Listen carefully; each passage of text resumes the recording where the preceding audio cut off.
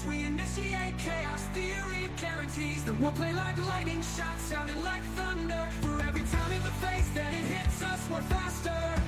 Well, they should know by now. They see the world keeps trying to shake us. It only waits us. The pendulum swings. The pendulum swings. It's in a beautiful darkness. Only another. It's full steam ahead. Full steam ahead. All about the Betty Express. Misdirected from the start. It's a runaway train. I come a freight train. I come a freight train. In a beautiful darkness, the Betty Express. In a beautiful darkness. Now, just a quick reminder that I am dual streaming for both views. So if you see me and it's not the normal view that you have on, look at the title of the stream that you're watching. If it has a little cell phone icon, you're on vertical. And if you don't want to watch like that, then horizontal stream is normal. Just look for the stream without the little cell phone tag. And we are still on cross-examination of Ariel, the soon-to-be ex-wife, by the defense attorney.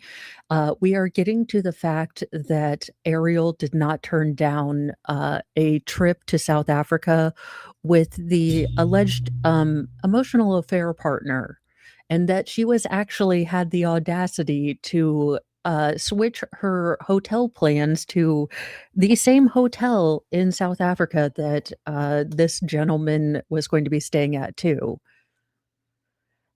I don't believe the defense is scoring any points on this. Again, from other impressions. And thank you so much, Beach Girl. And I apologize for the super chats that I didn't get to. I appreciate them so much. Uh, I do. Oh, and congratulations on Ronan. Good luck. Everything crossed. So I apologize for not reading those out. I have made a couple notes on where I can improve the next time I have someone on. So thank you guys so much for hanging with me on my first one. And I think it went pretty well, but there are some things that I could improve on. And another normal mom. This case is basically it is a pretty simple case. It's a he said, she said. Now, the defendant in this case claims that he and his wife were engaged in mutual combat near a cliff, where the victim in this case and the state claim that Gerhard attempted to push his wife off a cliff after attempting to inject her with a syringe. Gerhard is a anesthesiologist by trade. So this is a really interesting case. The defense here is quite aggressive with a very sympathetic witness.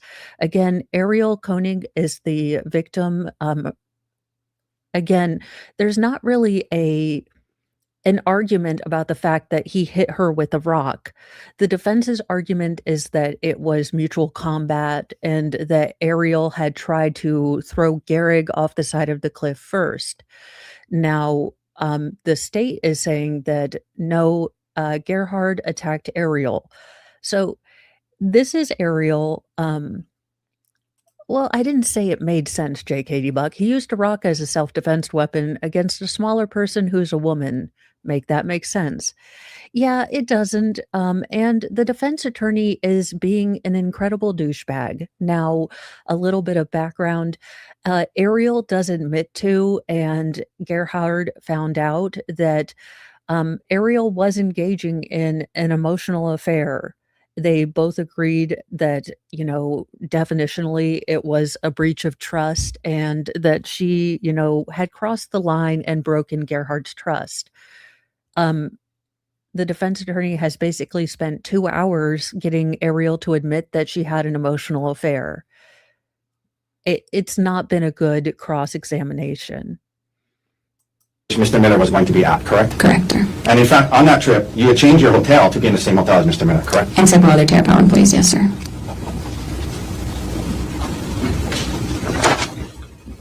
Your job was, well, I'm going to get into it more in a second, but your job was pretty rare and unique, right? Like you were in the nuclear energy field, correct?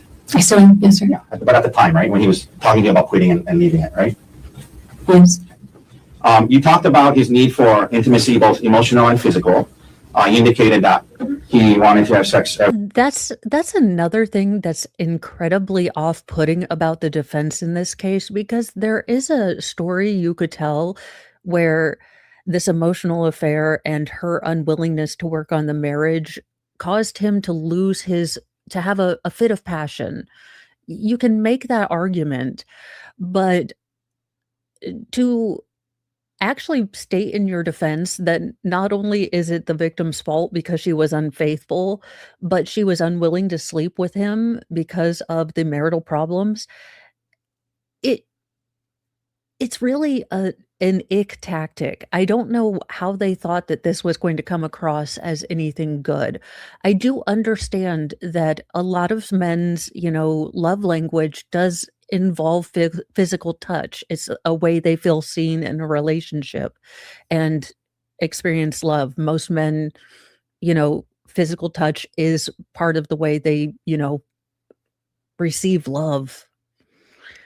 That being said, for women, it's not just an act. It has to, there have to be feelings involved. There has to be a level of comfort. And the fact that Gerhard wanted her to do this as like a sign of loyalty, it's not really a good look. And I don't know why they decided to add this to their defense. The other day, correct? That's correct. And he also wanted you to be less, I guess, secretive or give up some privacy. And he wanted to see your emails and communications, correct?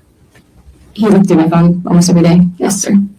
And in fact, these were not just desires that were unique to him. You listen to audiobooks, like, for example, How to Help My Spouse Heal with My Affair, right? Yes, sir. And in that book, they recommend cutting off all contact with your affair partner, yes? To my recollections. They recommend that you share passwords, share your whereabouts, share communications, because secrecy is what caused the damage, openness is what repairs it, right? You remember learning things like that in these books and counseling? Yes, sir. Okay. And that's what Gerhard was asking for, right? He wanted to see what you were, just see what you were messaging with others, right? In some cases, yes, sir. Okay. Now, back to your career, ma'am. You mentioned him talking to you about quitting your job so that you wouldn't have contact with Mr. Miller anymore. You're a nuclear engineer, is that right? Yes, sir. You graduated from and got your degree in nuclear engineering in what year? 2011. And after 2011 till about 2022, you worked in this nuclear industry, yes?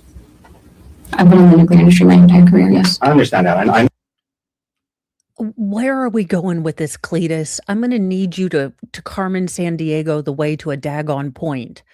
She's a nuclear engineer. The fact that Gerhard wanted her to quit her job is an overreaction. Again, I get that trust was lost, but for the love of Cheetos, this is not a good job.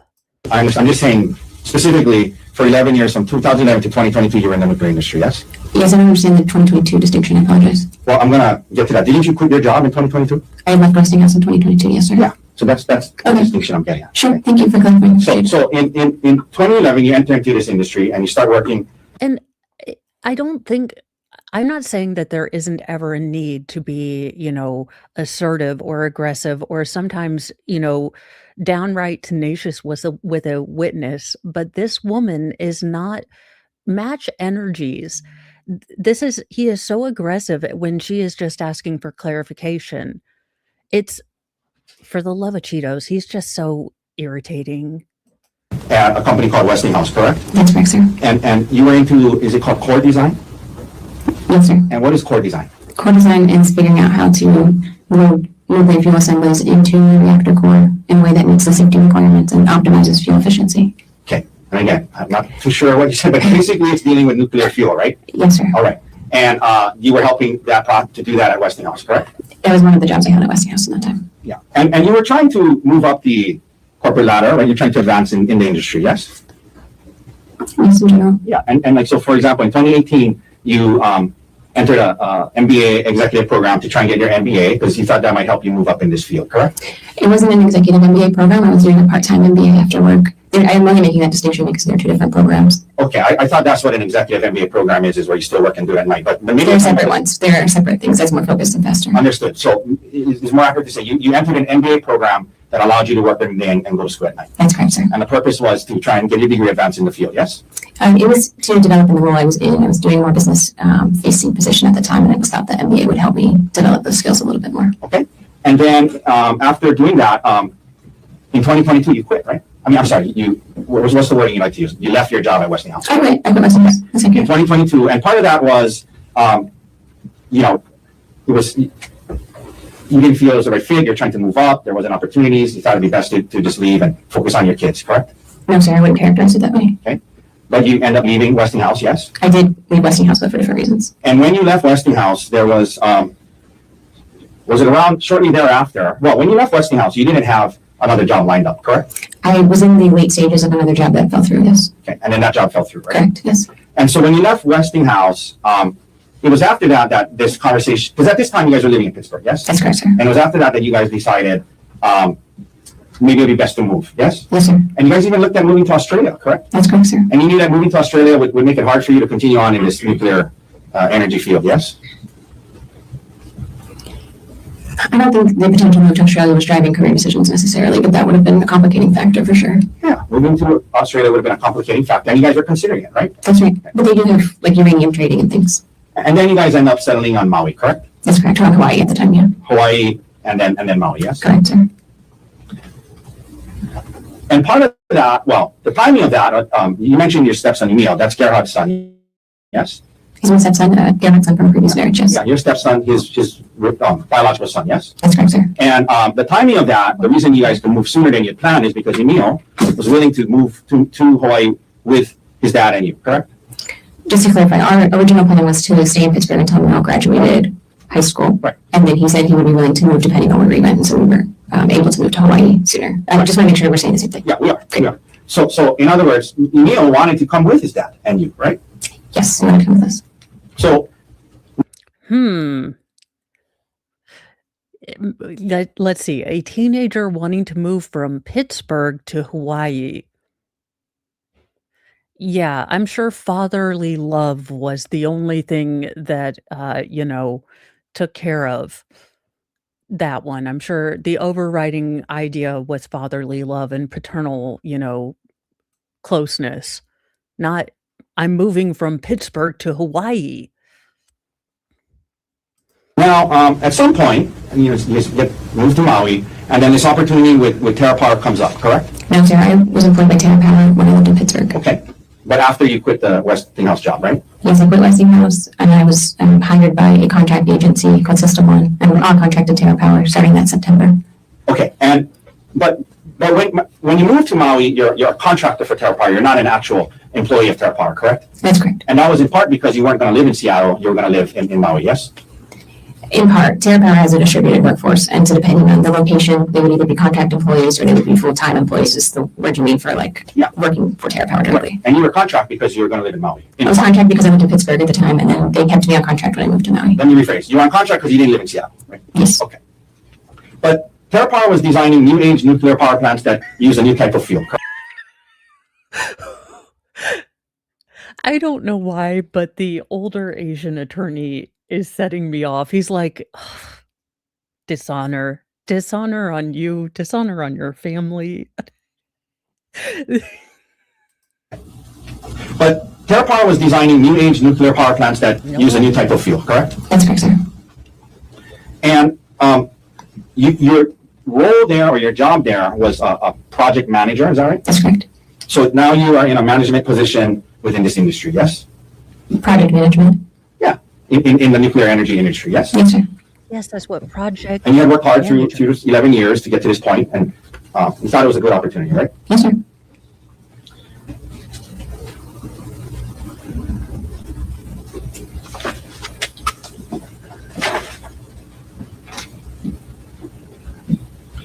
Now, we just talked about Gerhard, when he found out about this, talking to you about leaving, so you wouldn't be around Mr. Miller, correct?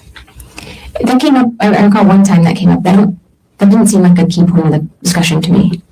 But you didn't want to quit your job at Terra. That's correct. I did not want to quit my job. I liked my job. Again, no.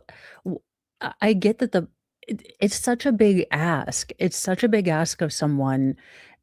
And it seems a bit disproportionate. Again, the proportionality of sharing your email, sharing the text messages after a breach of trust makes sense to me. Making someone quit a job that they've worked very hard for seems disproportionate and controlling. Do you now work directly for TerraPower? Yes, sir, I do. Okay, so you're no longer a contractor. You now have a direct job with TerraPower, yes? That's correct, sir. And what is your job title now? Product manager for Halo. Product manager, and that's a step up from project manager, yes? Not necessarily. I'm not a TerraPower. Okay. But now you're a direct employee of TerraPower. I am, yes, sir. And to obtain that, Velusa 1, I can't figure out what his path to even getting to discrediting victim testimony with background not remotely related to facts to the offense charged. I He's talking about the fact that she wouldn't quit her job. So the defense is trying to go with these three kind of prongs. She was unfaithful, unwilling, and untruthful.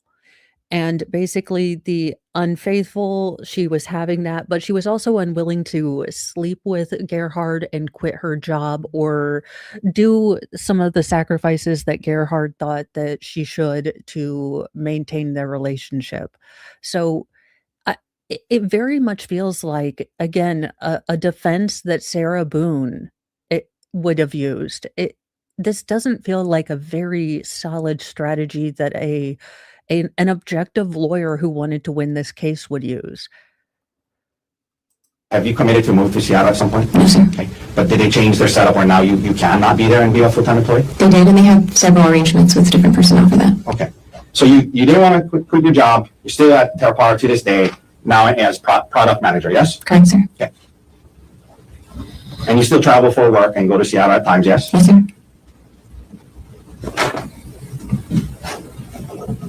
Now, at some point you mentioned engaging in counseling, yes? After the discovery of this communications with Ms. Gerhardt's discovery of your communications with Mr. Miller, right? You guys started couples counseling, yes? Yes, sir. And as you indicated, the counseling wasn't just about the affair; it became about the relationship, and you mentioned, you know, his need for intimacy. And it was about the relationship, not just the issues with Mr. Miller, correct? That's correct, sir. And you mentioned January into February, you felt you guys are making some progress, correct? Yes, sir. That's correct. But the issue with Mr. Miller would still come up from time to time, yes? Occasionally, I would say occasionally at that time. I have a hard time recalling that in February. Okay.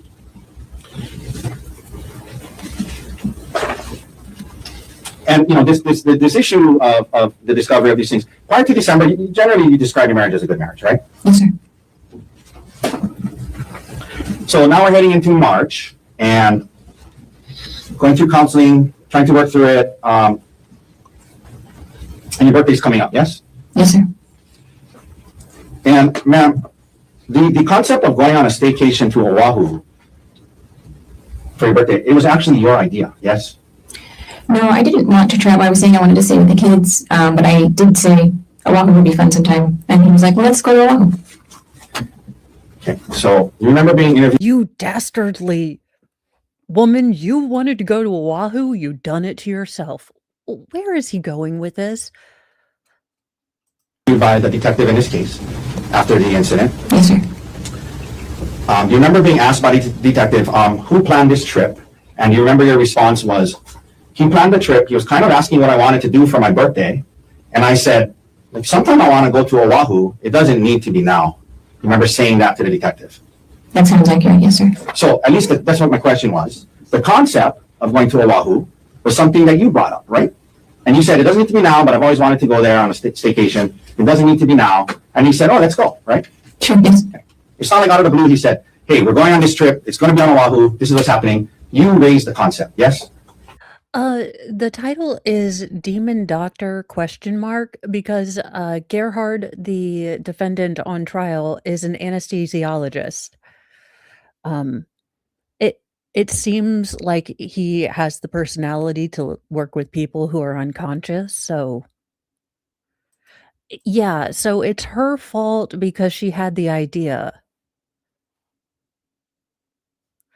Well, yeah, it's more accurate than the demon dentist. I got the dentist, from Texas mixed up with the doctor from Hawaii. There's a lot of trials going on. And tonight, I am wanting to look at the hearing for the FedEx, while we're here. So tonight, I am going to be doing a, speed watch of the Texas FedEx, trial. Basically, it is the trial with Athena. Oh gosh, I forgot. Grand. Uh, Basically, the defendant in that case has pled guilty to taking the life of Athena on November 30th, 2022, after delivering a package to her home. He took her in the FedEx van and then um, unalived her and discarded her body about 10 miles from her home. His court or his case or his trial was supposed to start yesterday. He has pled guilty, so now the rest of the trial will be the jury deciding whether he faces capital punishment, i.e. Old Sparky, or if he gets life without parole. Now, it will be after dark because it's gonna be a rough one, you guys. It's not going to be easy. We are going to be listening to audio of the incident. He did cover the camera, but this little girl fought her behind off, and it's a hard trial. It's not one for everyone, but I am gonna honor the fact that she fought her little heart out, and roast the hell out of her monster. So if you wanna hang out with me, while we're doing that, I will be putting up a stream for that, a little later today. So I'll probably shoot for around 7:30 tonight, Eastern Time. And we should be able to get through at least the first, bit of, seeing him plead and things like that. But that's what we are going to be doing, in the evenings. I know kiddo cases are not everyone's cups of tea, but that is one that I think, we can do after dark and maybe be a little more, angry about. I raised the concept of wanting to go to a walk at some point yesterday, that's correct. In response to him asking what you wanted to do for your birthday, right? Potentially, I don't recall that. Is that what you told the detective? I think you and I are interpreting that differently. I'm not asking about interpretation. I'm asking about the words you use to the detective. Can I get the page in line? Sure.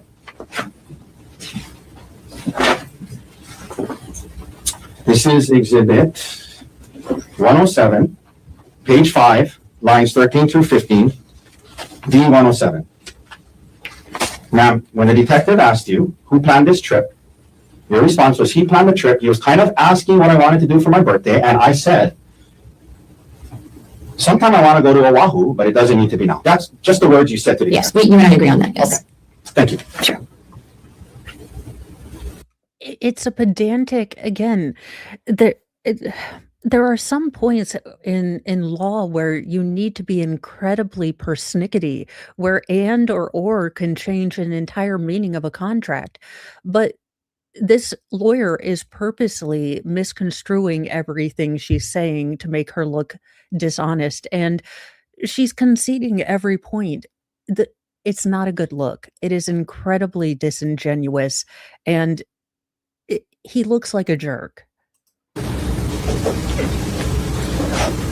Now, you mentioned the hike, and I think you said that you only learned about the hike the night before once you were already on the trip. Is that right? About which specific hike we went on. Okay, but you knew you were going to go on a hike, right? We didn't have, aside from having planned to do the spa and shop around, a hike was kind of up in the air. I don't know that we had, before leaving now, we definitively settled on going on a hike. So, Yeah, but the concept of going on a hike came up. That's why you brought stuff, shoes and clothes to go hiking, right? yes, like I said,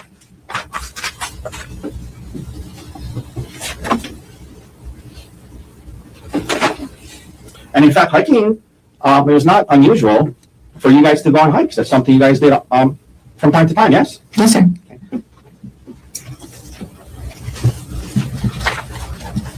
Man, you only tried to push her off a cliff once. Okay, may I approach with exhibits D158, D160, and D154. Yes. Now, I'm gonna approach. I'm gonna ask you to, I'm gonna hand you D158. Can you, is that a, During closing statements, jury, yet again I tell you, she was unfaithful. She wouldn't sleep with him, and she wanted to go on a hike. They'd been hiking everywhere. He's only tried to throw her off one cliff. I rest my case. what is that a photo of? That's a photo of you and Gerhard on a hike, correct? That's correct, sir. Okay. Is that a fair and accurate depiction of you and Gerhard on this hike? Yes, sir. And this was on apparently June 2023 in Wailuku. Well, at least the prophet says Wailuku, right? That's what it says at the top. Yes, sir. Your Honor, may we admit D158. Mr. Barr, no, Judge. What has been marked for identification? Here's with D160. This is, well, just one page. Is that a photo of you guys on a hike as well?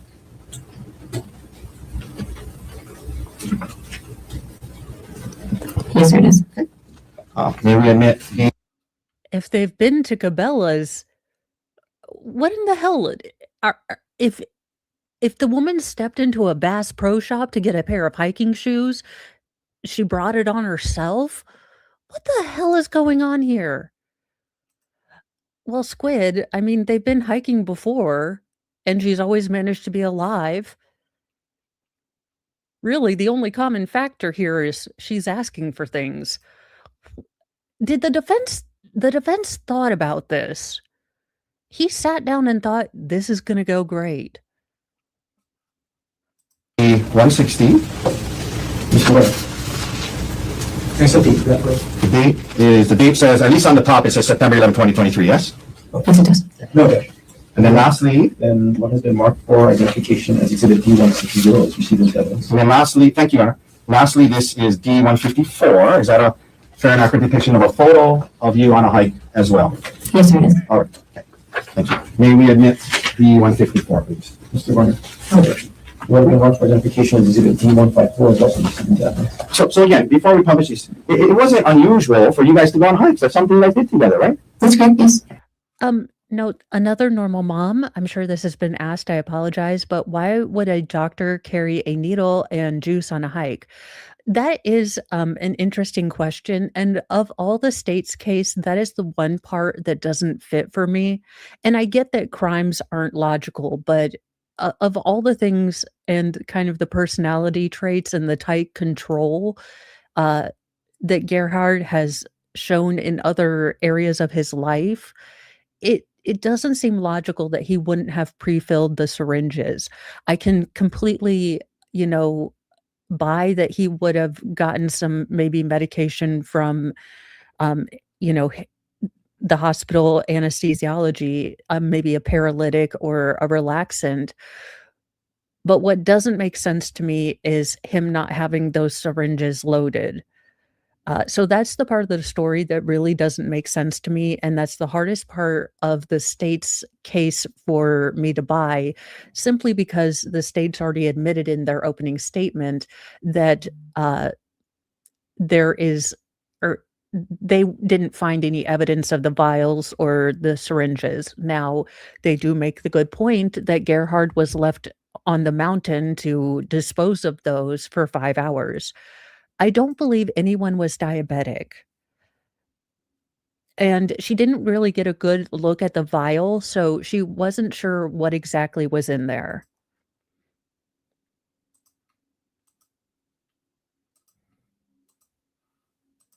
Can we publish 158, please? Okay. And up on the screen, can we blow that up a little, Mr. Dirks? That's you and Gerhard on a hike, yes? Yes, sir. Okay. Can we publish 160, please? Okay, another picture of the two of you on a hike, correct? I'm not sure that Gerhard is in that photo. I'm in there. Okay. It's dark. Do you think maybe Gerhard took the photo? Okay, and then let's go to page 154. That's also a hike you would have done with Gerhard, yes? Yes, sir. All right. Okay, we can take those down. Now, the day of the trip comes, and you guys go to the airport on Maui, presumably together, yes? Yes, sir, with you. And isn't it true that you, because it was a short trip, you didn't check bags, you just carried on luggage, right? Most likely, yes. I don't recall, but most likely. And you would have gone through TSA security screening with Gerhard, correct? Yes, sir. It's not like he went first through the TSA screening, and then later on you came and met him there. You guys went through the screening together, put your bags through the screening together at the same time, correct? I would assume so, yes, sir. And no problems getting through TSA that day, correct? As of day 3, they haven't yet. Now, I am basing the possibility of there being a paralytic or an analgesic or something in there because of him being an anesthesiologist. But that being said, there are, perfectly legitimate reasons to have syringes. I've had times in my life where I've had, prescribed intermuscular injections that I would have to give myself. So it just, and maybe the defense lawyer is finally getting to a point where he's going to make the point that TSA would have looked at their luggage, and should Gerhard have had syringes in a vial, they would have maybe said something. Maybe we are finally getting to a point. Not that I recall, sir.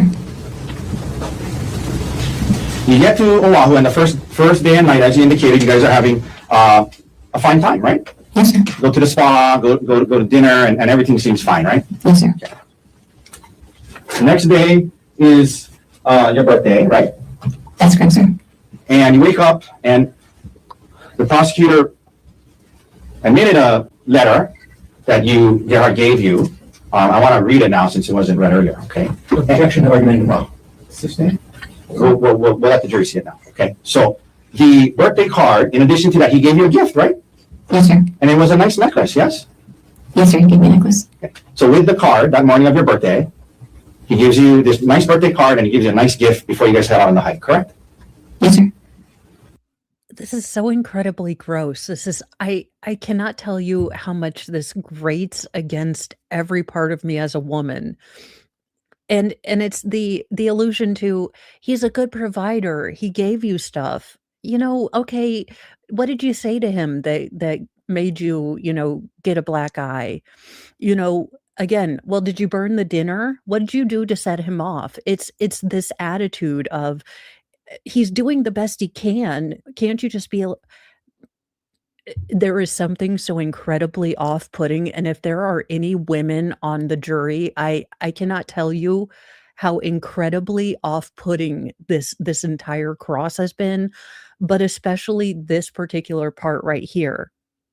If anyone has ever been in an abusive relationship, male or female, there's that period where you get the honeymoon period. You get oh, he's a great guy. He's so good. And they can do and put the mask on in public, and people are like, why would you ever leave that person? They're so good.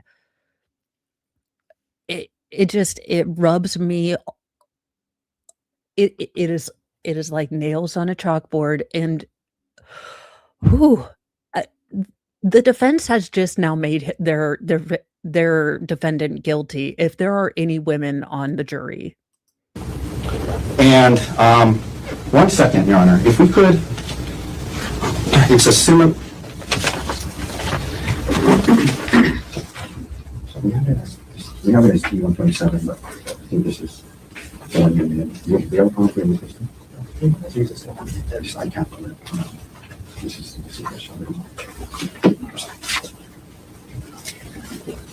yeah, is it in here? Okay. May I retrieve the exhibit? Yes.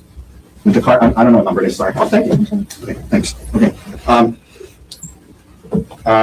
May I approach? Yes. I'm approaching with S133 already in evidence. Ma'am, can you please read that out loud to the jury? This is the letter that Gerhard wrote to you on the morning of this hike. Well, let me rephrase that. This is the letter he gave to you on the morning of the hike, correct? This is the birthday card he gave me. Okay, please read it to the jury. It says, "Happy birthday. Angel face, there isn't an obstacle in this world too hard for me to fight through for you. I would take on anything just to see you smile. You're one of the kindest, most giving, and selfless people I know, putting others before yourself with so much love. You have the heart of our family, and the heart is strong. Fine, fearless, and a terrific mom. The kids and I hit the jackpot with you. Love always, G." Okay, now, Coach. Okay, so that's the card he gave you the morning of the. That is such a dick move. Again, I think YouTube is having issues. I am not sure what's going on. The I thought YouTube was having an issue or StreamYard, but maybe both are having wonkiness because the chat's been a little wonky. To make her have to read that card, that was vile. Height, right? That's right. Okay. Now, in addition to the card and the present he gave you, you were aware that he had made a reservation for dinner that night, the night of the hike, at a restaurant called Fett Restaurant. You knew that, yes? I knew we had dinner reservations. That's the extent of it. So you knew that the night you're supposed to go on a hike in a day, and you knew that he had made reservations for dinner somewhere. I don't give two craps in a handbasket. The fact he made reservation kind of goes out the wayside after he beat her on.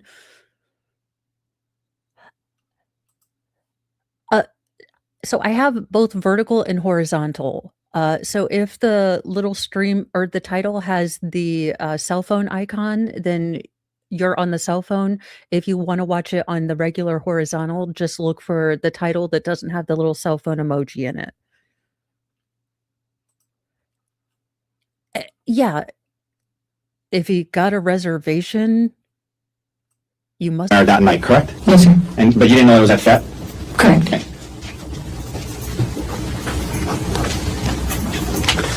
Now, after you guys went downstairs, had coffee in the morning, yes? You ridiculous defense attorney. Did you go to the Kathy Nestor School of rejection? I mean, art-tardedness? I mean, I've seen some latent French stuff, to quote Baker, but this is the latest and most French thing I have seen in a while. Well, I mean, he made reservations. How dare you accuse him of hitting you with a rock and attempting to red rum you? He made reservations. Again, it's like we've gone back to the 1950s where, so what if, the lady of the house has to wear sunglasses and long sleeves every once in a while? He has a really good house and he cares for the children, so she should just be quiet and roll with it.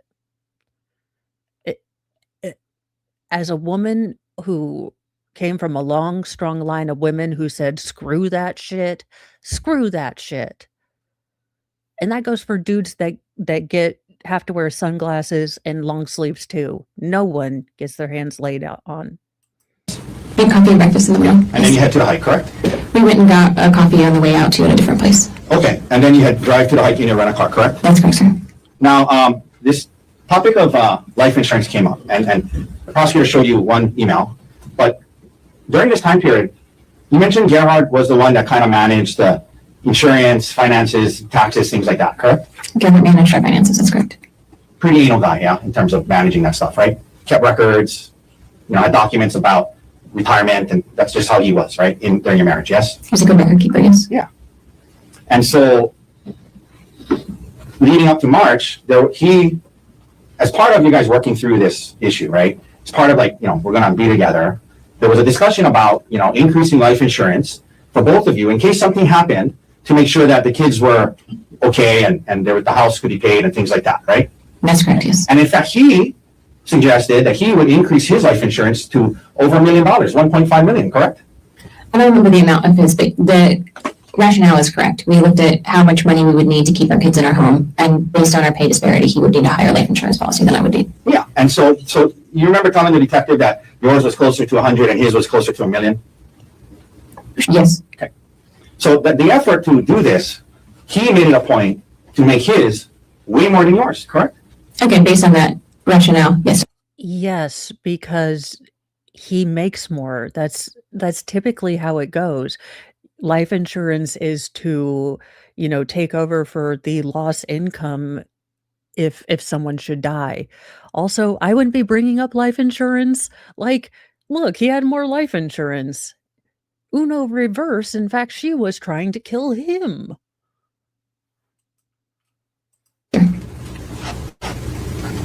The morning of the hike, prior to heading to the hike, Gerhard showed you an email from that morning showing that the second half of his increased life insurance had been confirmed and put into effect that very morning. Remember him showing you that email? I do not, sir. Would seeing that email from that morning help to refresh your memory? Potentially, I'll look at it, sure.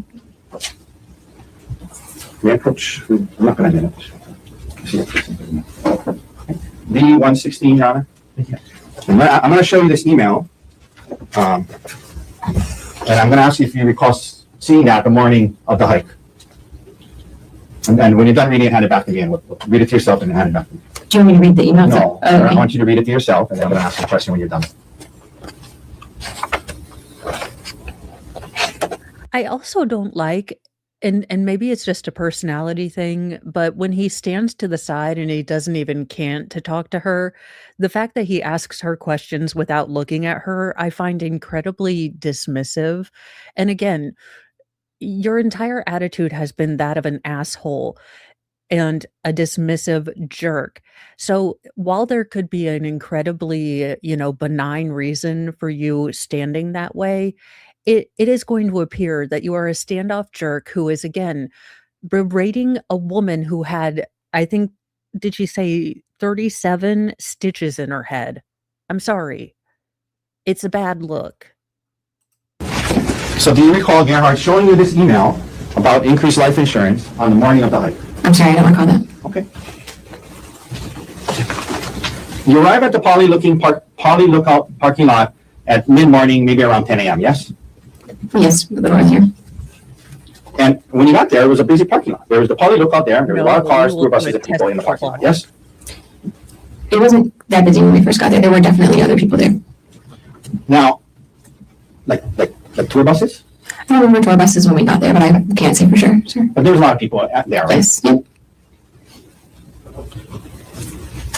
You mentioned going to the lookout first and then going to start the hike, correct? That's correct, sir.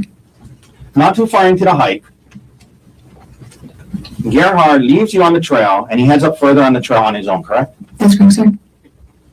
And you mentioned today that was because you weren't feeling good about the heights and the cliffs and the heights. You didn't feel good. You didn't want to go on, yes? Yes, sir. Yeah. You guys have been on hikes and activities involving heights before, yes? Yes, sir.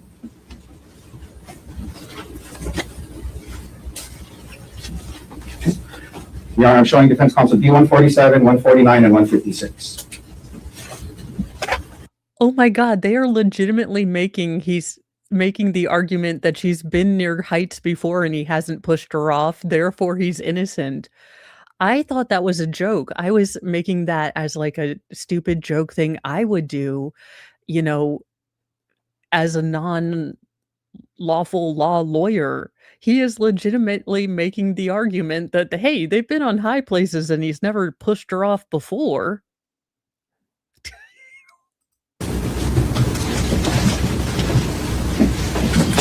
May I approach? Yes. Ma'am, you take a look at D147.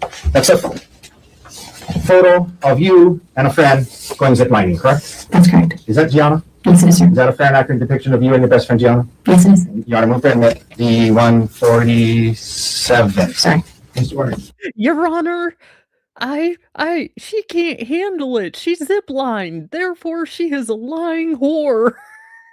I rest my case. What is this trial? What is this trial? No, one of the marked for identification as exhibit D147 is received into evidence. I'll trade with you. Give me that one back, please. Sure, sir. D149, is that a picture of you on a zip line? Look, I'm just saying Lee Harvey Oswald would ask for Jack Ruby again if he got saddled with Nestor. Change my mind. He'd be begging for Jack Ruby to be his defense attorney. Yes, sir. It is. Is that a fair and accurate depiction of you on a zip line? Yes, sir. Your Honor, move to admit D149. Mr. Recorder. No objection. And Lastly, lastly, has been marked for identification as exhibit D149 is received into evidence. And lastly, D156. Ma'am, is that a photo of you on a hike?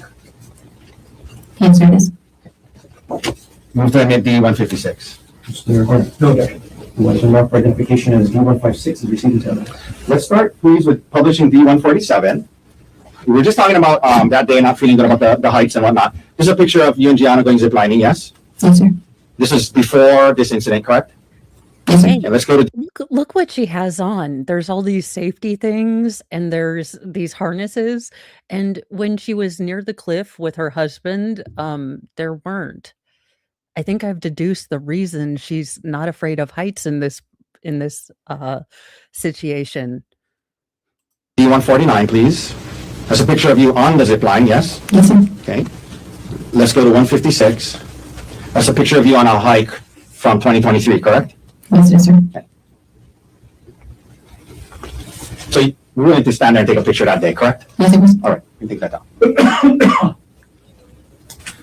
So on this day, you're saying not feeling good about the heights, and that's what caused Gerhard to go off on his own because you were going to stay back, correct? That's why I stopped hiking. Yes, sir. But you do acknowledge that he left you on this trail, not very far in from the parking lot, correct? Yes, sir.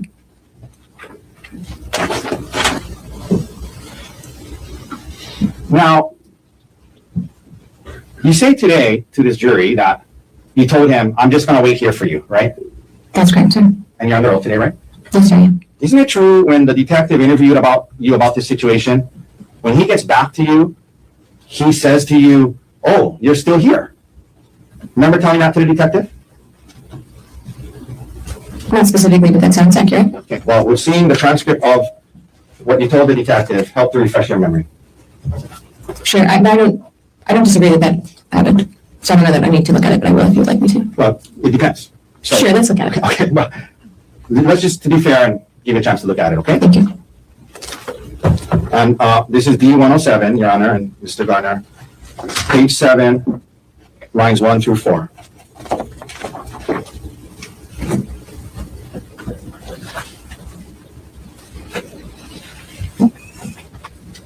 If you can just read, sorry, line 1, read it to yourself, not out loud. Read it till line 4, let me know when you're done. Sure. Thank you. Okay, ma'am, isn't it true, you told the detective that day when Gerhard got back to where you were waiting, he said, oh, you're still here, right? Yes, sir. That's true. As in, he thought you were going back to the car, right? That was not the implication, sir.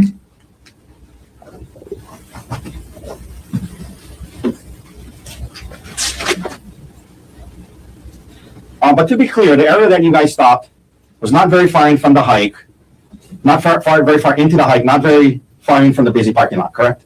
That's right. It wasn't very far. That's correct. You described it as about 400 yards in, correct? I don't think I described it that way, sir. Okay. We're seeing what you told the detective, help you recall it, that's how you described it? Sure. We're now going to go to D106, page 10. Okay, we go through lunch. And then he's 1 second. still on crop. I apologize. Didn't you describe it as about a quarter mile in? That sounds more accurate, sir. I apologize. A quarter mile is 400 yards, right? I have no idea, sir. What the hell? You calculated it all. All right. But you described it as about a quarter mile in, yes? Yes, sir. Not super far up this trail from the parking lot, correct? A quarter mile. I mean, it's uphill and it's rocky, but yes, But not super far into the trail, correct? a quarter mile, sir.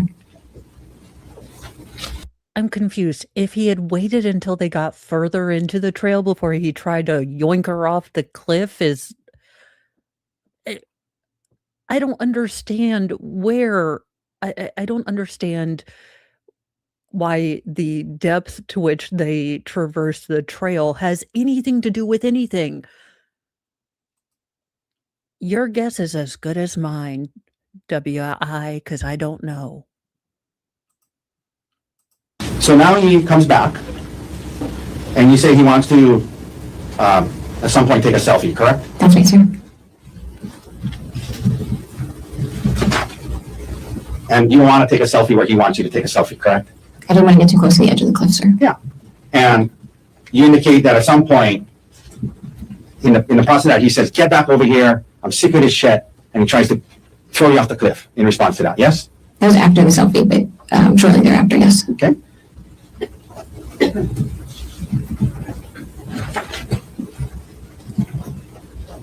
And you indicated that when he initially, according to your version of events, when he initially grabs you, Ask the question. according to your version of events, when he grabs you, he says, get back over here. And your first thought was that he was kidding because he really wanted a selfie, right? It was just very shocking. So yes, my initial reaction was, he must be kidding, yes. But isn't it true you told the detective, my first instinct was that he was kidding and he really wanted a selfie? Yes, sir. And then you throw yourself on the ground, correct? We're like wrestling. So he grabs me. I realize he's not kidding because he's forcefully moving me towards the edge. We wrestle and I throw myself on the ground. Yes, sir. And when you did that, you were about 10 feet away from the cliff, correct? Something like that, yes, sir. And that's what you told the detective, you're 10 feet away from the cliff, yes? I think I said I was about 10 feet away from the cliff, sir. When you end up on the ground, there were plants, shrubbery, and trees in that area between you and the cliff, correct? Yes, sir. Is he going to make the argument that 10 feet away is way far away from the cliff, therefore she was in no real danger? Because I'm going to tell you, as a person that's afraid of heights, I wouldn't even be getting out of the parking lot that this defense attorney continues to talk about. And 10 feet between you and death. That's not a lot. You mentioned now that there's kind of a scuffle or fight going on where you're, I think you said you bit him, you're grabbing his testicles, and there's a scuffle going on, correct? Prior to that, he's trying to pull me and drag me, and then he gets on top of me, and then yes, we're kind of There's a scuffle going on. scuffling. Yeah. And you're biting him, you're grabbing his testicles, yes? Yes, sir. Now, you said that at some point he has a syringe, correct? Yes, sir. And according to you, you did not see where he grabbed that from. Is that right? That's right, sir. 1 second, Your Honor. 1 second, ma'am. Testicles for festivals are testicles for everyone. And you get a testicle, and you get a ball, and you get a ball, and you get a ball. According to you, he's holding a syringe, and according to you, you flick it out of his hand, right? Yes, I swatted his hand and caused him to drop the syringe. Yes, sir. You mentioned that at some point, according to you, you see him holding a vial, correct? Yes, sir. And your belief was he was trying to load the syringe with the vial when he was wrestling with you, correct? No, sir. The first syringe he produced. 1 second. Sure.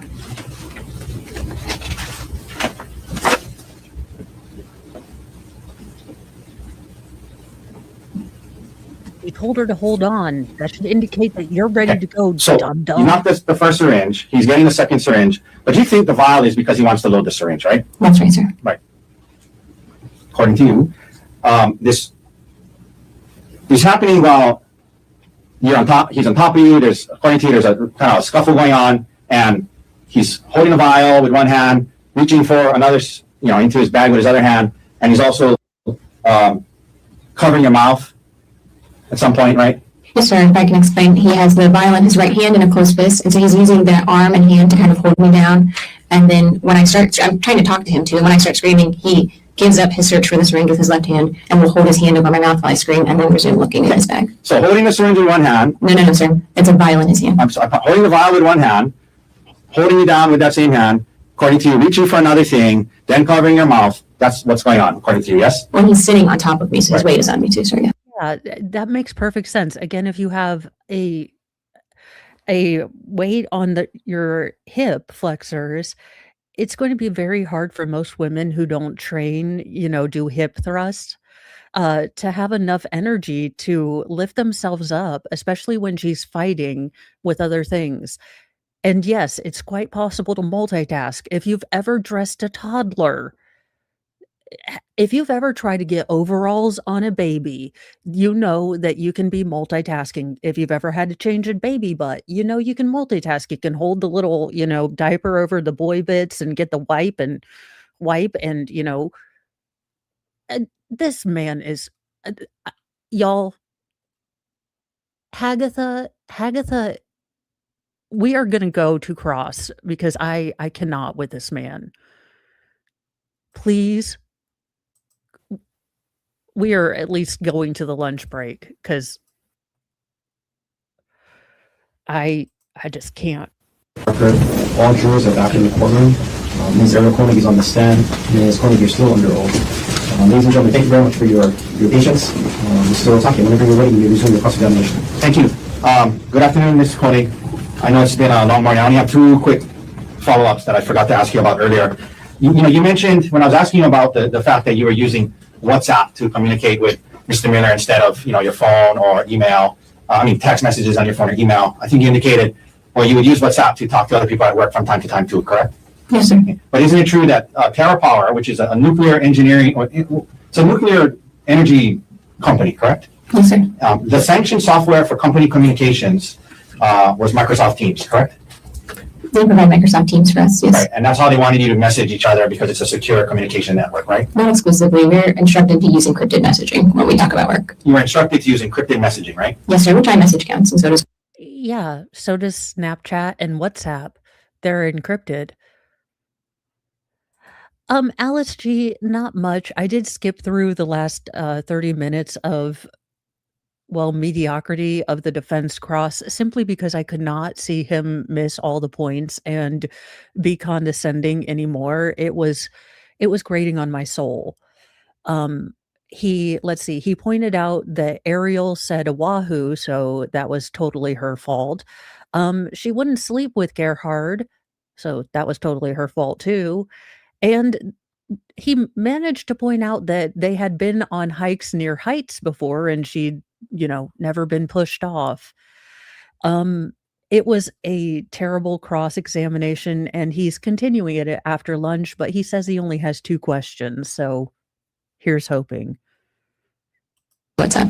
Now, in August of 2024, you went on a trip to South Africa with Mr. Miller, correct? And another TerraPower employee, yes, sir. I didn't ask that. I asked if Mr. Miller went on that trip with you, yes or no? Yes, he did, sir. And in fact, not only did he go on that trip with you, he advocated for you to be able to go on that trip with him, yes? He helped set the group of people going, yes, sir. And he specifically got you to be able to go on that trip with him, yes? I don't know the answer to that, sir. Do you recall messaging him on WhatsApp on October 30th and saying, I know I said it earlier, but I sincerely appreciate you getting me on this trip. You remember messaging that to Mr. Miller in August after this trip? Yes, sir. No further questions. Thank you, Ms. Coney. Thank you. Mr. Martin, can you get up? Yes, sir. Can I just a moment there? Yes, take your time. Okay, Doogie, come on.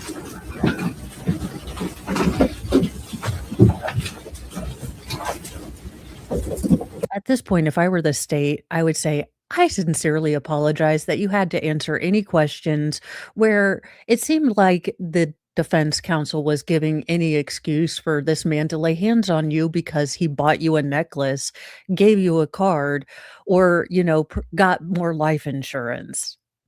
That's all, Your Honor. I'd take the contempt charge.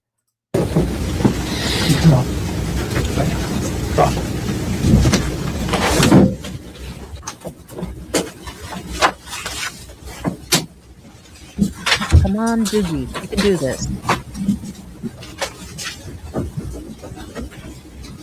It's the legal smackdown. Come on, Doogie, you can do it. Oh God, no, we can't.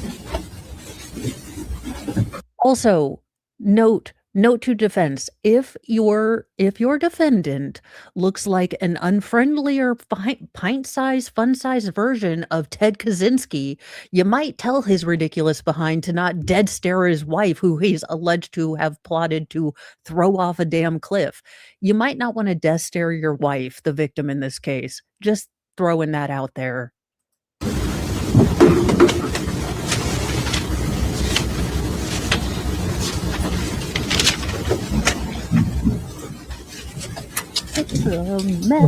Good afternoon, Ariel. Hi, Joe. Thanks for giving me a moment. The detective about whether this was an affair or not. Why did you describe what happened to the detective in the way you did? When everything happened, Gerhard and I talked in couples therapy and discussed whether or not this was, quote unquote, an emotional affair. And we determined that it felt like an affair to Gerhard, an emotional affair to Gerhard. And so that's how we treated it in couples counseling. But in the traditional sense of an affair, aka, sex or something like that, I would not say it was an affair. And that's why I answered that way to the detective. So was there anything physical? Nothing, no. The text on December 9th, 2024 that Mr. Otake asked you about, was that the first time the defendant confronted you? I'm sorry, can you remind me the text that you're referencing, Joel? I apologize. Oh, no problem. It was a text message that you asked about this morning and essentially took responsibility for the quote secret affair. I understand. No, that was not the first time that we had talked about that, no. Okay, so was the first time the defendant confronted you in person or by text message? It was in person. Okay, and then if you remember, approximately how much later did this text message come in? This would have been about a week later, I think.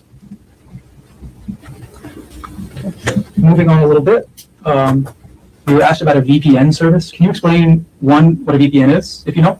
VPN is virtual private network. I'm not an IT specialist. How did you use the VPN that you were asked about in this case? I actually did not use a VPN. The only time I use a VPN is for work. The VPN that was sent to me was in reference to being able to watch locally syndicated football games. So I grew up in Pittsburgh, watched the Steelers, but it's hard to watch them in Maui. A VPN would allow you to change your location to get local networks. I was over here thinking, I was like, crap, does Hawaii have a football team? I mean, I know I'm not up on sports ball, but I was like, the Hawaii Dolphins? I was like, no, I thought they were from Florida. Okay, Pittsburgh Steelers, I know those, I know they exist. Got it, okay. Going back to this confrontation about this emotional affair, who did the defendant tell first? He told Brian and Gianna we were out having a drink and I went to the restroom and he told them. That also seems incredibly manipulative and incredibly controlling.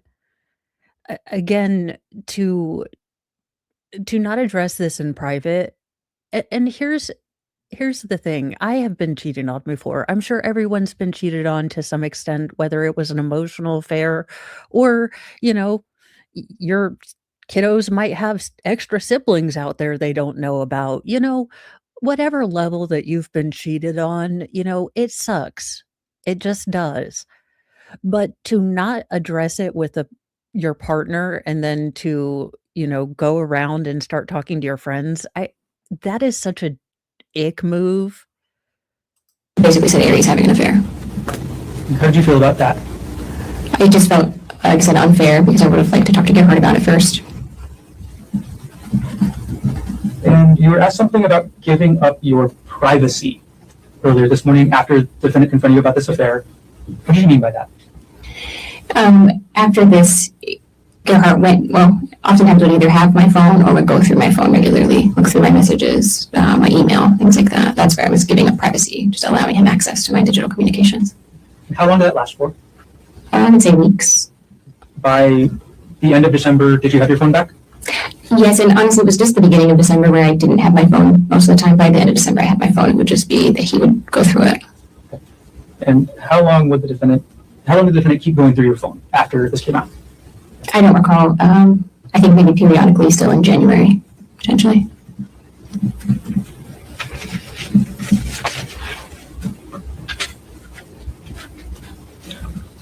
Okay. And you were also asked about a discussion you had with the defendant while on the Palikuka Trail I'm going to restart my question.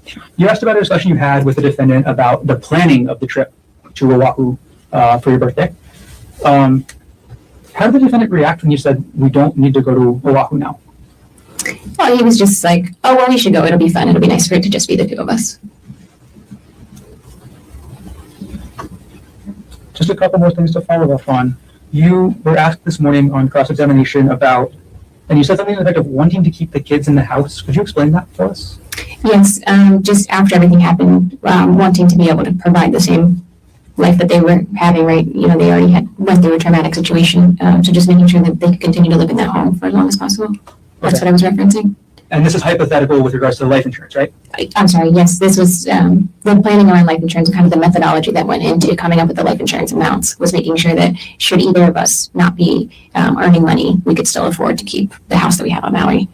And that seems, fairly normal Mr. Moe and I have had the same discussion, what do we need if one of us is incapacitated to make sure that the other one isn't stressed out because, we know that that's gonna be a really rough thing. What is the amount that we would need to make sure that the kids don't have to worry about this, that, and the other, and the spouse left behind? So, it that doesn't uh, the life insurance is not as damning to me.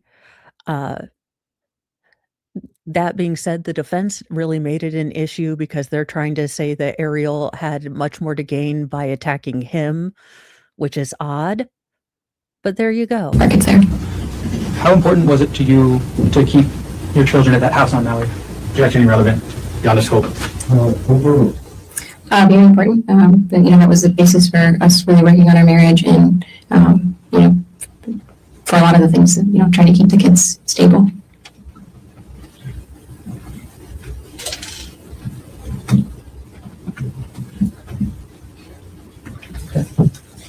Now, Earl, you were asked about a comment, this time I'm asking the correct question. You were asked about a comment made on the trail where the defendant told you, "Oh, you're still here."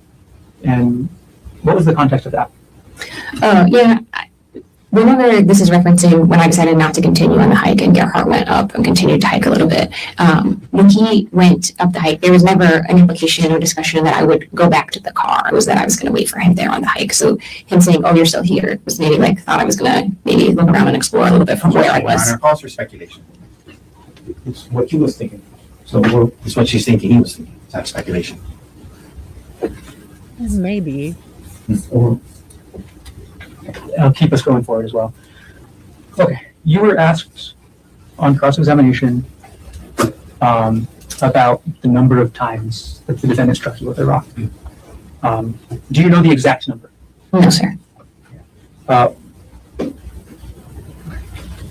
When you talked to the detective, did you give him an exact number or an estimate? An estimate, sir. And what were the exact words that you were asked about and used? As many as 10 times. I said he hit me as many as 10 times. And you were asked this morning about being hit in your head. So, over. Where were you hit, or where did the defendant hit you with the rock? I was struck on my right eye. I had a laceration down to the skull above my eyebrow here. And then all over my head, I had a large laceration that went back here and down here. So I was hit kind of all in this area. Were any of your other body parts hit? Yes, my left hand was hit where I was, Objection. Oh, beyond the scope. overruled. my left hand was hit where I was blocking my face from the rock. And so I had a distal fracture, which is basically like the end of the I'm going thumb. to pause you there. Sure. Okay. So, and again, can you demonstrate where your left hand was when the defendant struck your left hand? It was in front of my face.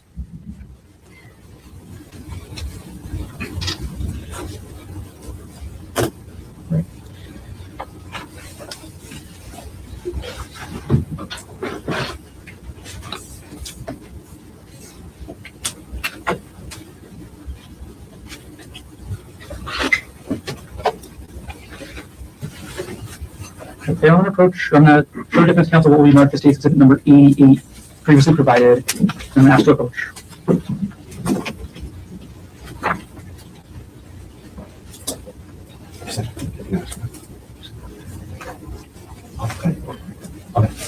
May I approach, please?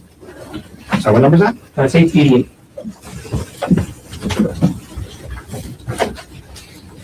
So, I've just handed you what's going to be marked as state's exhibit 88. What, do you recognize what that is? Yes, sir. What is that? This is Gerhard's work bag. Is that the same work bag that the police recovered from your home on Maui? Yes. Okay. Thank you. I'm going to retrieve the exhibit from you now. Thank you. Sorry. Thank you.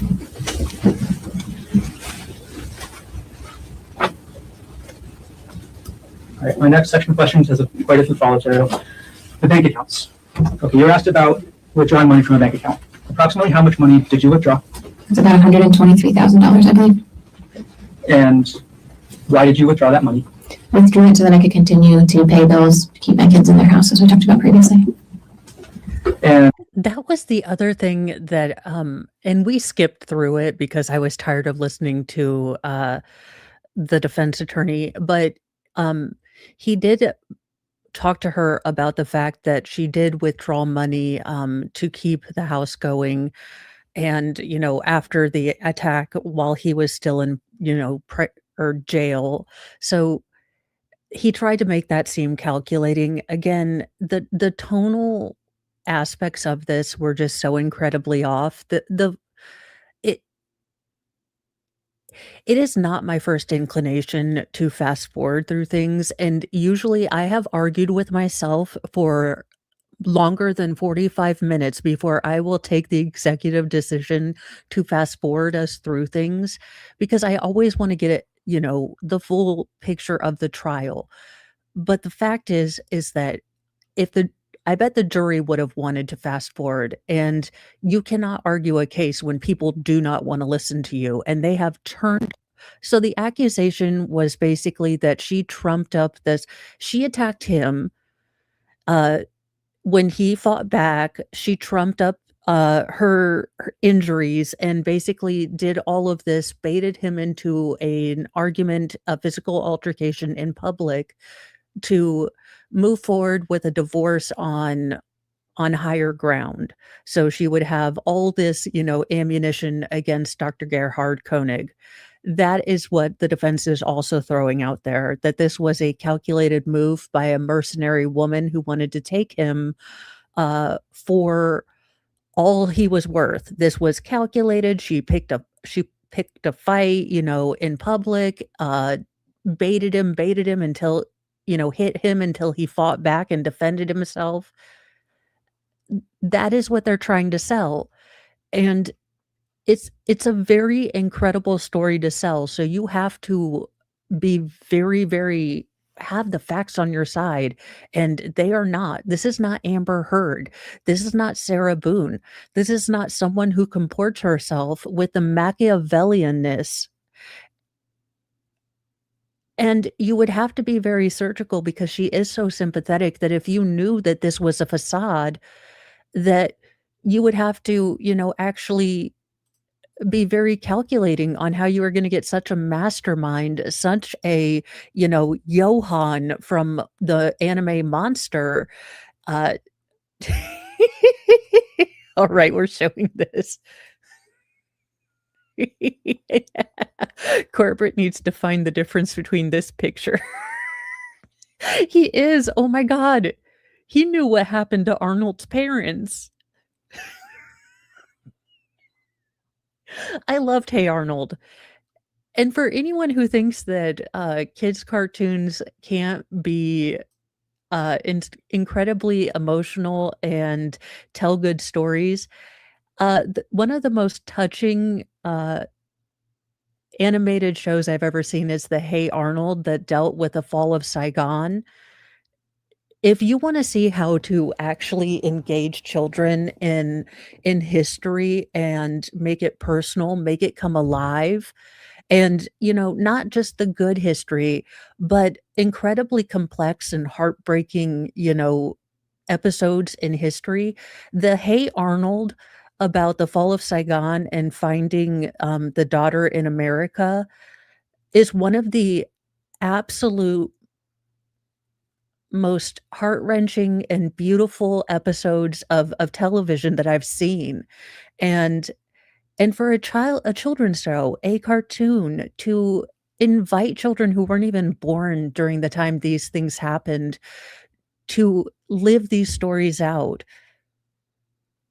I just don't like it when people assume that not all cartoons are Ed, Edd, and Eddy. Not that there's anything wrong with Ed, Edd, and Eddy. I'm just saying cartoons aren't dumb just because they're cartoons, and children's stories, can be incredibly complex and detailed. Uh, Anyways, we've just segued into Hey Arnold because I freaking hate this defense attorney.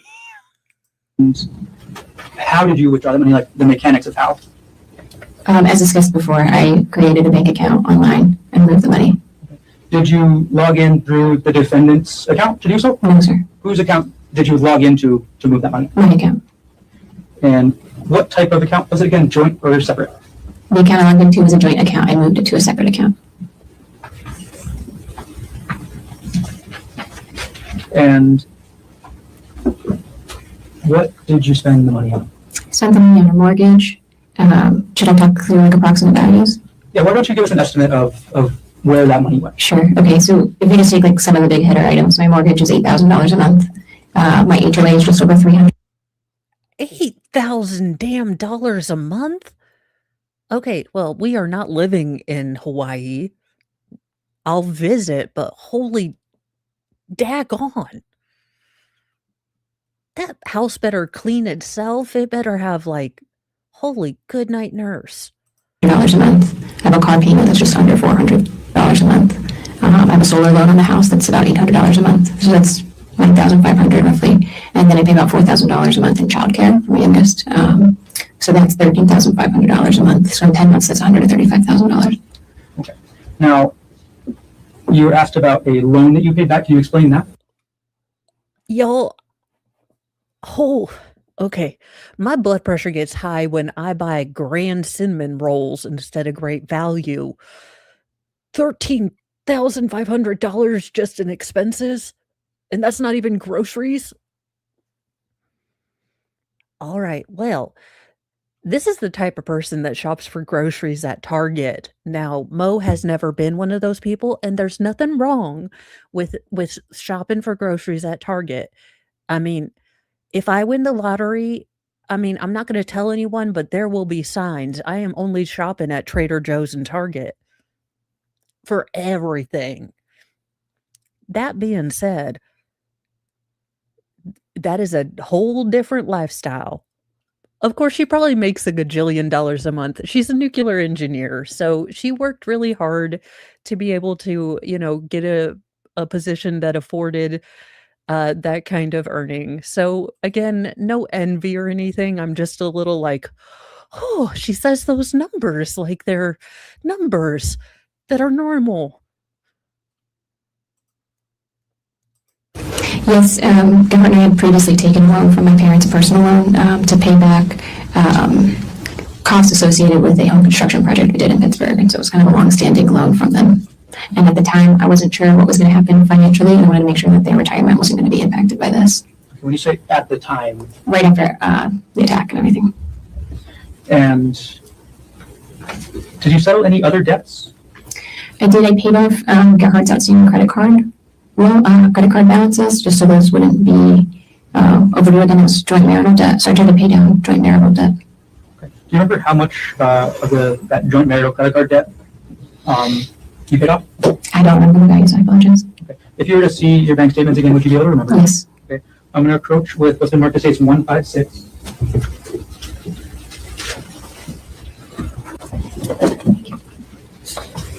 Okay, could you take a look through? And the fact that she was paying down debt in his name that would be considered marital, debt. Again, it would be different if she had emptied the accounts and gone on a spa vacation or bought one of those. I think it's I call them Hermes bags. I know they're Hermes, but look, the amount that women spend on those, to be fair, look, I will confess that if I had an unlimited budget, the Sailor Moon stop would be empty. Like, I would spend any amount of money for any stupid tchotchke with Sailor Moon on it. So, that being said, it's interesting to see the different numbers that are normal for different places. I know Hawaii is very expensive, so maybe that's somewhat normal as a house payment. I have no idea. Take a look at 156 to refresh your memory on how much of the defendant's credit card debt you paid off.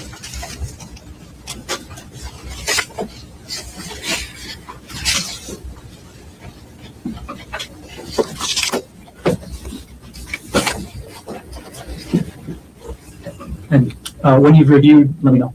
Sure.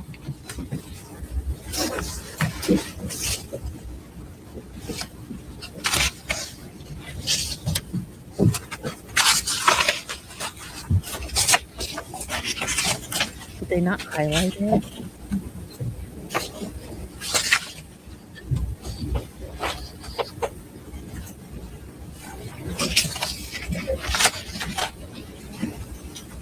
And here's something that I don't know that lawyers would pay attention to, but if I'm a juror, I'm noticing this as she bends her head, the scar is very noticeable.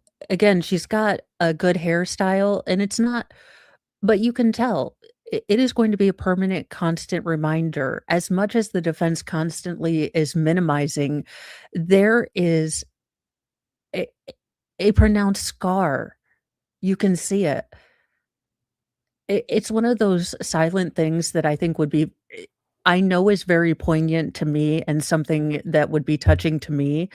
So I can imagine that maybe one of the jurors is just noticing that. I don't think, I think that there was a lot of control from Gerhard. It doesn't excuse what she did as far as, it, but I believe he was very controlling just based on the level to which he wanted to control her after the affair. I don't think that was something that was reactionary. I believe that was something that was constant throughout their marriage. It seems like he was constantly asking her to stay home. Every time she seemed to have a transition in her job, it seems like he was pushing her to stay home. Now, it would be interesting to see why his first marriage broke apart and if there was something about his first wife going into the career space or working outside the home that led to the dissolution of that marriage, because it seems as though he was very, very controlling, and the affair was the excuse he needed to use her guilt against her. Thor, what have we said about knocking things over? He's like, not so sorry, Mom. So I would just, I do, if he was worried about her leaving him and then he fulfilled that prophecy by being so controlling. But it's very interesting to see how she's always like, the marriage was good. We had some issues. She seems very used to minimizing things and weathering Gerhard's moods.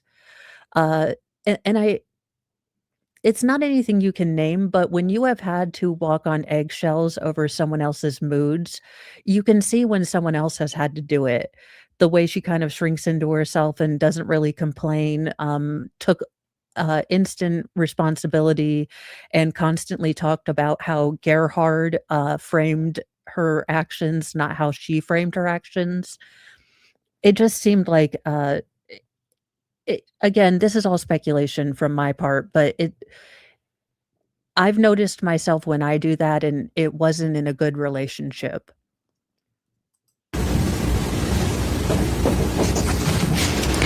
There's one for, I'm sorry. Have you reviewed the exhibit? Yes, Is I your have. memory refreshed?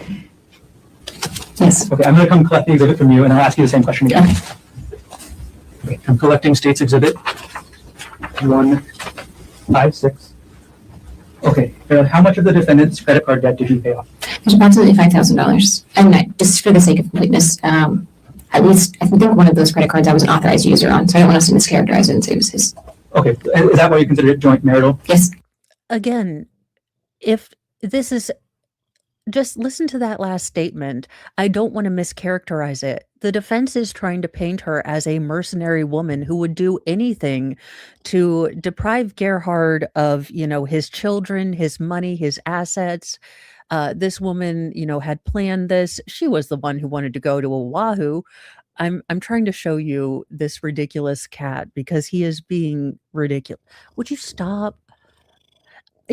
Once in a while I wear a nice shirt. Fine. I am not in a controlling relationship with my cat. Oh, wait, I am. Got it. Okay. Last section of questions, the divorce, Ariel. You were asked about a motion to set trial for divorce. Is that right? Yes, sir. And you were asked about your request for full custody of the children. Yes. Why did you request full custody of the children? They're in my care now, and we had a hearing last year sometime, and a judge ruled that I should have sole temporary custody. temporary. Sure. And Sir, I am on you. that motion, and you testified this morning, you actually reviewed the motion set you were asked about? Yes, sir. Okay.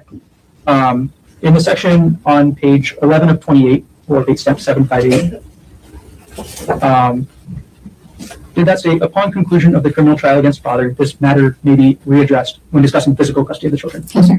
Okay, so do you intend to have physical custody of the children forever? I intend to work through the courts to determine that. And with regards to your request for the house and the retirement accounts, why did you request those? The house also comes with a mortgage against it, so I basically requested that I have kind of the current state of things in Maui. So it's a house with a mortgage and a solar loan. Again, to try to keep my children in a stable environment. It's the house that they're used to living in, and the school district that they're used to, and the neighborhood they're used to. And the split of the retirement account was again based on discussions with my divorce attorney and what would be reasonable in lieu of any kind of child support. Sir? I thought there was anything here to say about that's fine. Okay. Again, these are not this is not how, if you were truly Machiavellian, if you wanted to bury her, she would have testified like Justin did in the Kelsey Fitzsimmons case. I was afeared for my life. I was terrified. He's crazy. Like, he done tried to push me over a cliff.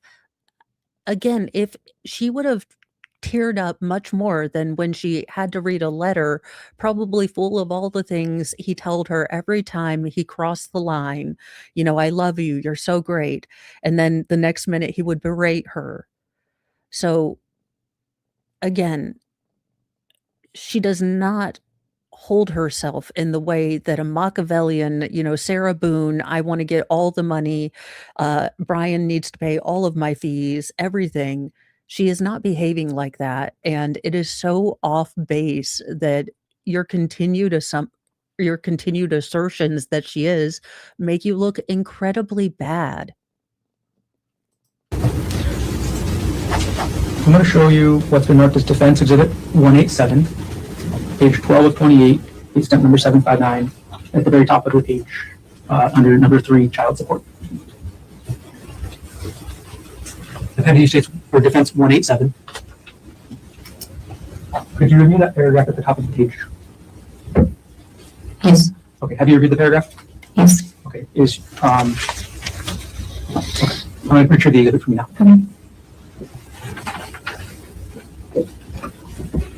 Okay. Why did you request?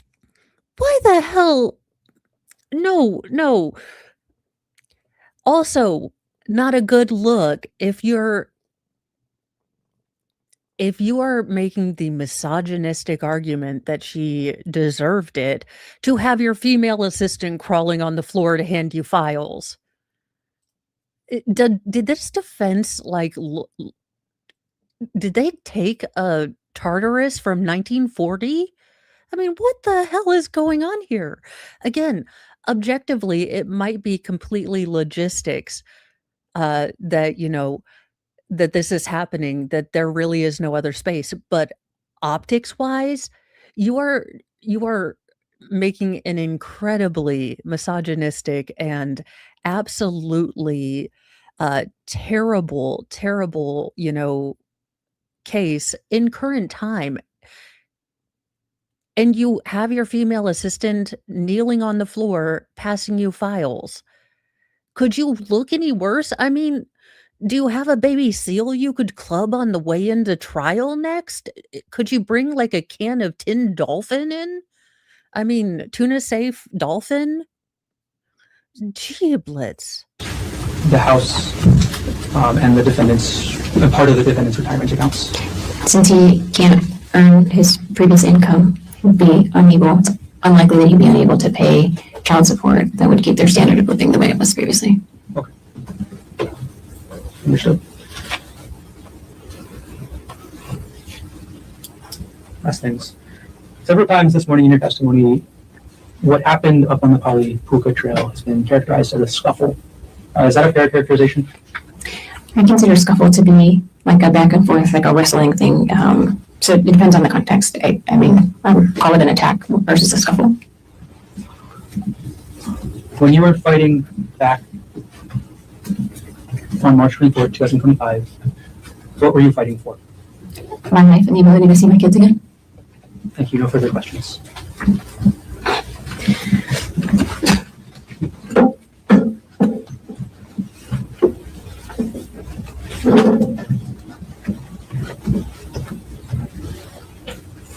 Mr. Otake, recross based on what else on your right. Thank you. You were being asked about the motion in the divorce case and why you were seeking child support or why you were seeking the house in his retirement. And you said, because he can't earn his same income. And what was written in the report is that because he's incarcerated, correct? Yes, sir. Because of this case, because he's incarcerated and he can't earn his income, you guys in the divorce case are using that to say you should get the house and his retirement, yes? Yes, sir. Dear, who in the hell thought this was a good idea?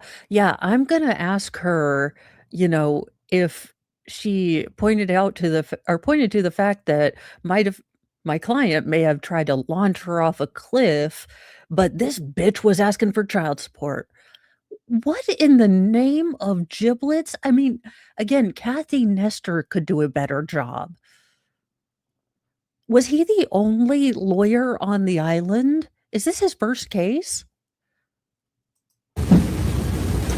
You indicated when you were asked about physical custody, prosecutor pointed out that you have temporary physical custody, you're seeking physical custody, but it was written in that motion, upon conclusion of the criminal trial against father, this matter may be readdressed, correct?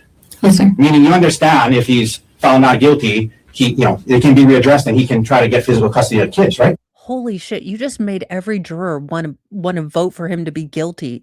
Do you understand that the jury is looking to you to be the neutral teller of facts, to represent your client's case honestly? You are the reason people assume that defense attorneys are slimy. You are a disgrace to defense attorneys because most defense attorneys are actually working within the boundaries of ethics and, good strategy and hold the state to their burdens and work on the Constitution. I have never seen a defense attorney bring light to the fact that their client is in fact incarcerated as a gotcha moment. He beat her head with a rock. No judge in the world, and it's normal. Every single, case where a parent, breaks the law, they're going to lose custody of their children. This is not news. Yes, sir. I understand that. And if he's contrary to that, found guilty, you know that he's not going to be able to have custody of the kids, right? Yes, sir. And then you would get full custody of them for the remainder of their juvenile life, correct? Yes, sir. You wouldn't be able to see them or have a relationship with them for the rest of their juvenile life. You understand that if he's convicted, right? And that's why you guys wrote that in there, right? Yes, sir.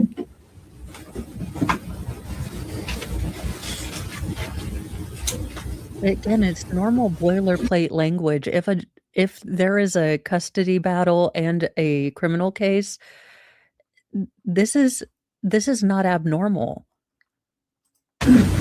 Because of him being incarcerated. You wouldn't be able to see him, or you wouldn't be able to have custody of them till they're adults. Cumulative. Sustained.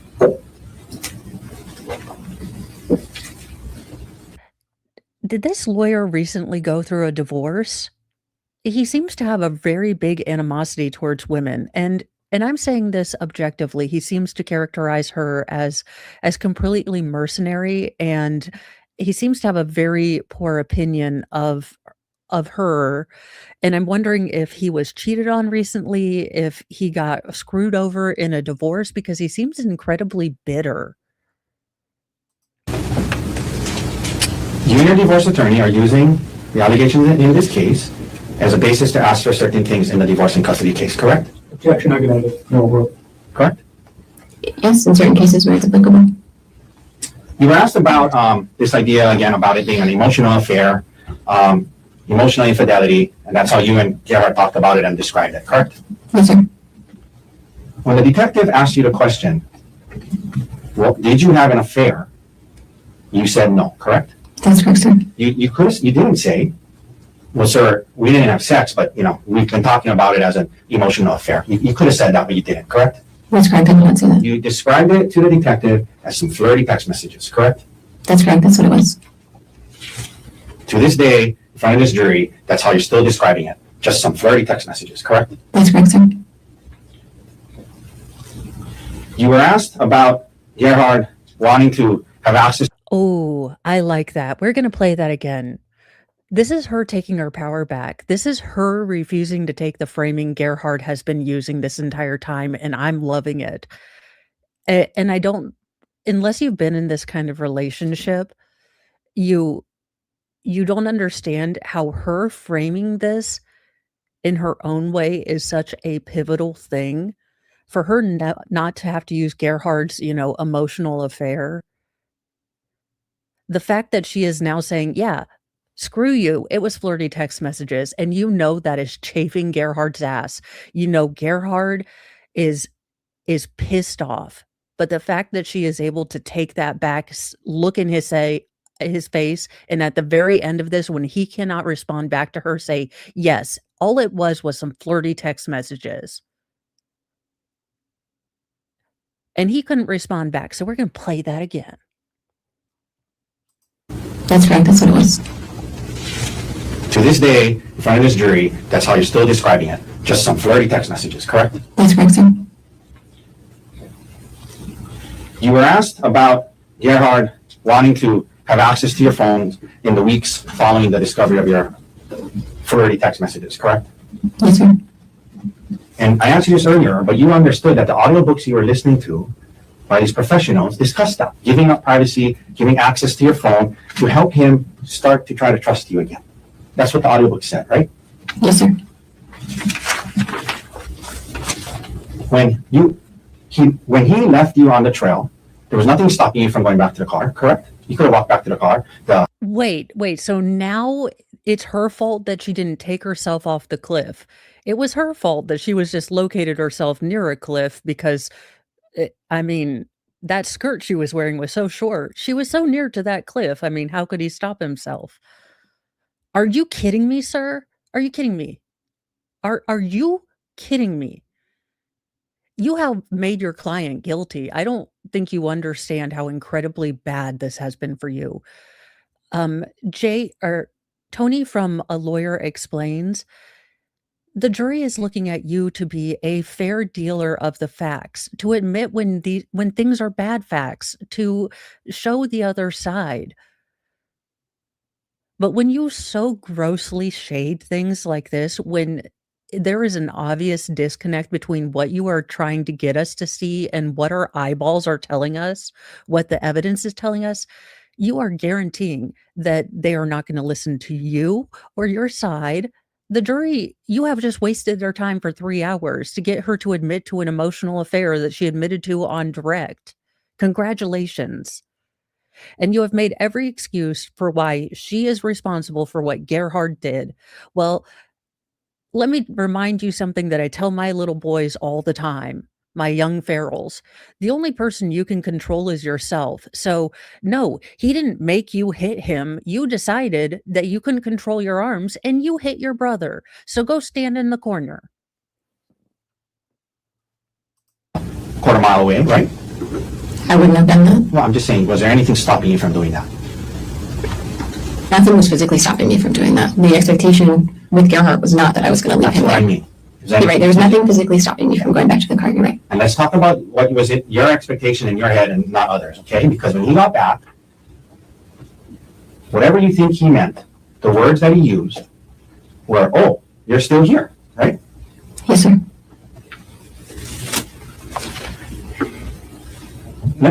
So you were asked about. All right, no, I'm done with him. I'm so flippin' done with him.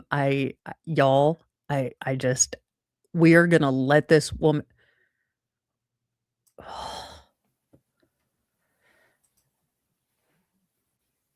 Again, terrible look to make your paralegal Or what happened to the audio?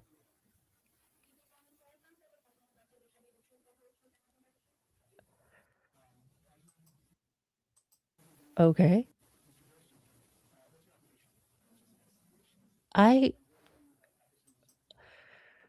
Let me refresh.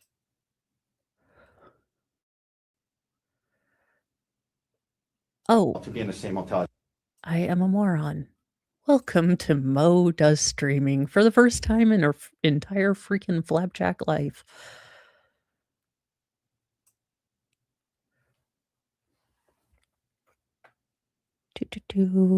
I believe this is the doctor. Yes.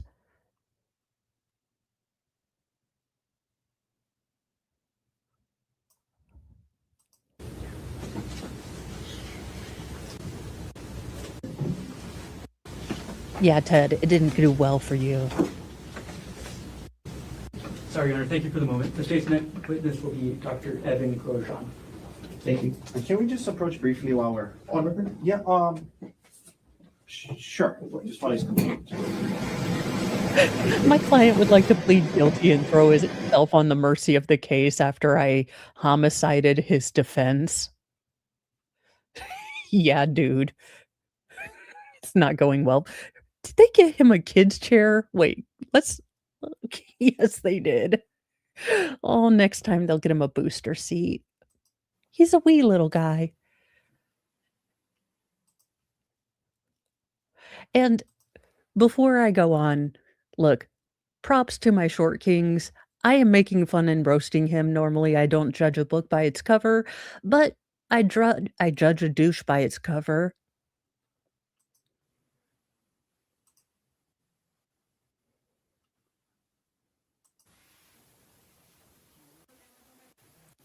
Do we not have sound on this? Able to explain the chest pain, and we need to understand what every in the emergency departments, and we identify what may be going on with patients and provide a recommended treatment plan. Okay. I think every question needs to follow. You said the word undifferentiated. What does that mean? So patients can come in with any type of complaint. Some patients may come in with chest pain, and we need to understand what that means and how to identify, are they having a heart attack, or is this a non-cardiac chest pain? Other patients may come in with injuries, and we are there to stabilize their condition and determine the best course of treatment. Can you describe your training in medicine specifically? Mm-hmm. So I completed medical school and a 3-year emergency medicine residency. Do you do any continuing education for emergency medicine? I do. I'm an assistant clinical professor at the John A. Burns School. Just once, I want to say, I play a lot of Operation, and I barely ever make the buzzard beep. Again, I know it's not a comedy bit, but sometimes they could think about us commentators and make it a little entertaining for us too. Of medicine, and so I instruct medical students and residents in emergency medicine with bedside teaching. How long have you been teaching students from JABSOM about ER medicine? 10 years. At this point, Your Honor, the state requests that pursuant to HRE Rule 702, Dr. Grosjean be qualified to provide opinion testimony in the field of medicine with a specialty in emergency medicine. Mr. Ozaki. No objection. And ladies and gentlemen of the jury, Dr. Grosjean will be allowed to provide opinion testimony in the field of medicine with a specialty in emergency medicine. You may proceed, Mr. Garner. Dr. Grosjean, do you agree that all your opinions you offer in this case will be to a reasonable degree of medical certainty? Yes. Were you on duty at the Queens Punchbowl ER on March 24th, 2025? I was. On that date, did you treat somebody named Ariel Koenig? Yes. Before you treat somebody, do you obtain a patient history? I do. And what is a patient history? A patient history is what a patient tells me about their condition, about why they came to the emergency department. It can be about their symptoms, or in other cases, it can be about if they come in with an injury, I ask them about the injury, what happened. Why is it important to obtain a patient's history? It's important so I can correlate clinically their concerns, their symptoms, their injury, to understand what happened so I can order the best testing and management plan for them. Without going into the identity of any persons responsible, was Ariel able to explain the mechanics of any injuries she reported? Yes. Did Ariel report any symptoms aside from physical injuries? Yes, she reported a headache, pain to the face, pain to her left hand, nausea, and dizziness. And what were the mechanics of any injuries she reported? It appeared that she was struck with an object. I'm sorry. As an ER physician, do you compare the history that a patient gives you with your physical examination of a patient? Yes. And why do you make that comparison? I make that comparison to understand the severity of injuries and determine what type of treatment and what type of testing I need order to evaluate the condition. And did you actually observe any injuries on Ariel on March 24th, 2025? I did. Now, be aware, I was scrolling through and it does look like we're going to get some pictures. So I am probably going to be going off, or just, you're going to be seeing me. Because, YouTube sometimes doesn't like us showing what Law and Crime does. Can we walk through those injuries starting with her head? So, Dr. Grosjean, I'm going to publish what's been entered into evidence as State's Exhibit 25. And you can see it on the screen there to your left. And as I have this on the screen next to you, I'm going to hand you the iPad that I have right here with a laser pointer working. I'm going to ask you to describe the injuries that... I am going to show this just because the defense has said that this was 1 or 2 hits, and I need you to understand when they do try to minimize that these were not small little cuts. So, warning, I am going to be putting this up on the screen. I will put it up for like a count of 5. I will give you until the count of 5 to, turn away. I will count to 5 and then take it off the screen. So, 1, 2, 3, 4, 5. I'm going to show it. 1, 2, 3, 4, 5, and it is coming off of the screen. But we will still be able to hear him explain what's going on. But I do, for those that need to understand how incredibly severe these were, because the defense has been very much, oh gosh, sorry. Oh, for the love of Cheetos. I meant to put me on. So sorry, you guys, tag on it. I'm a dingus. New here. First day. that you saw in Ariel. Sorry, you guys. I'm on it. Okay, so Dr. Grosjean, can you, first of all, walk us through any injuries you observed to Ariel's head?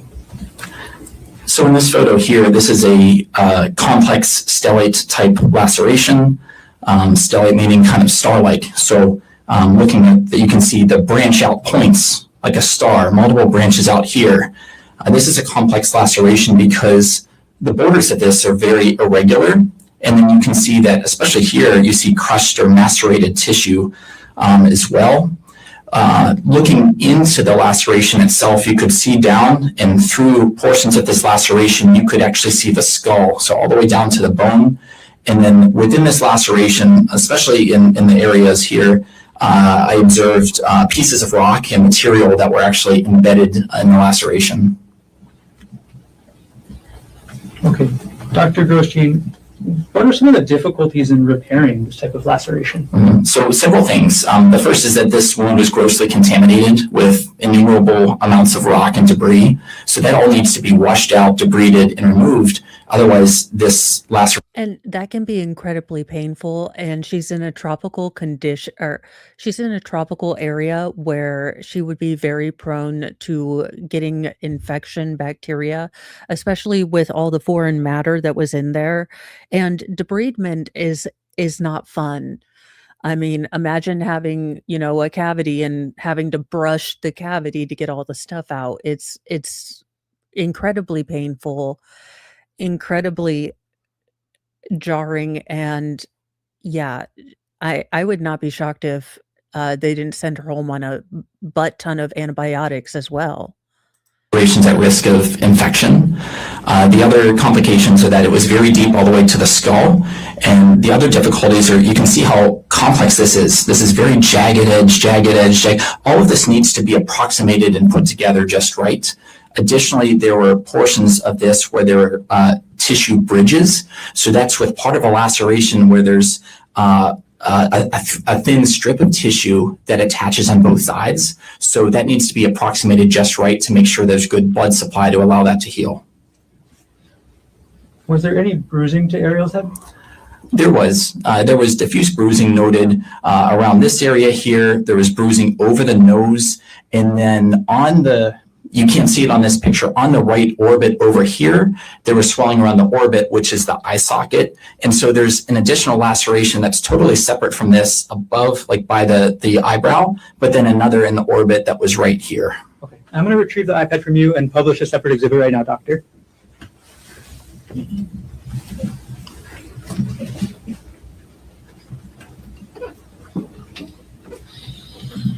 Okay, now I'm publishing Stakes Exhibit 22.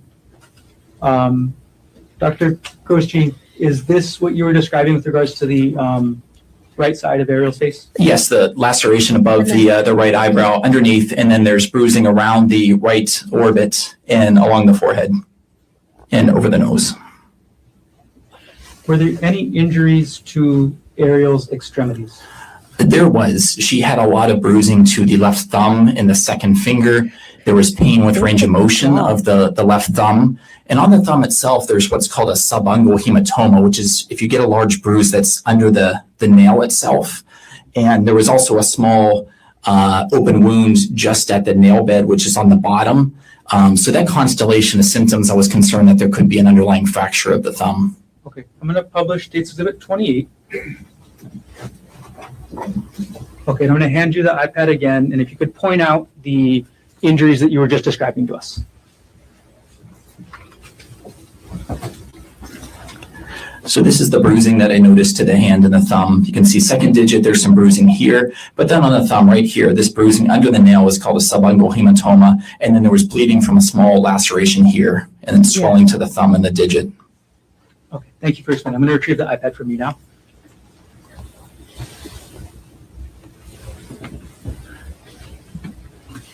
I'm going to take States Exhibit 28 off of the screen.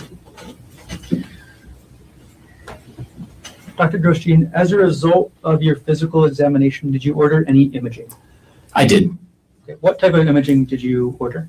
I ordered a CAT scan of the head, the face, and the cervical spine, which is a three-dimensional X-ray to evaluate the area. Did you yourself review the results of the imaging of Ariel's head? I did. Okay. Was there any skull fracture? No.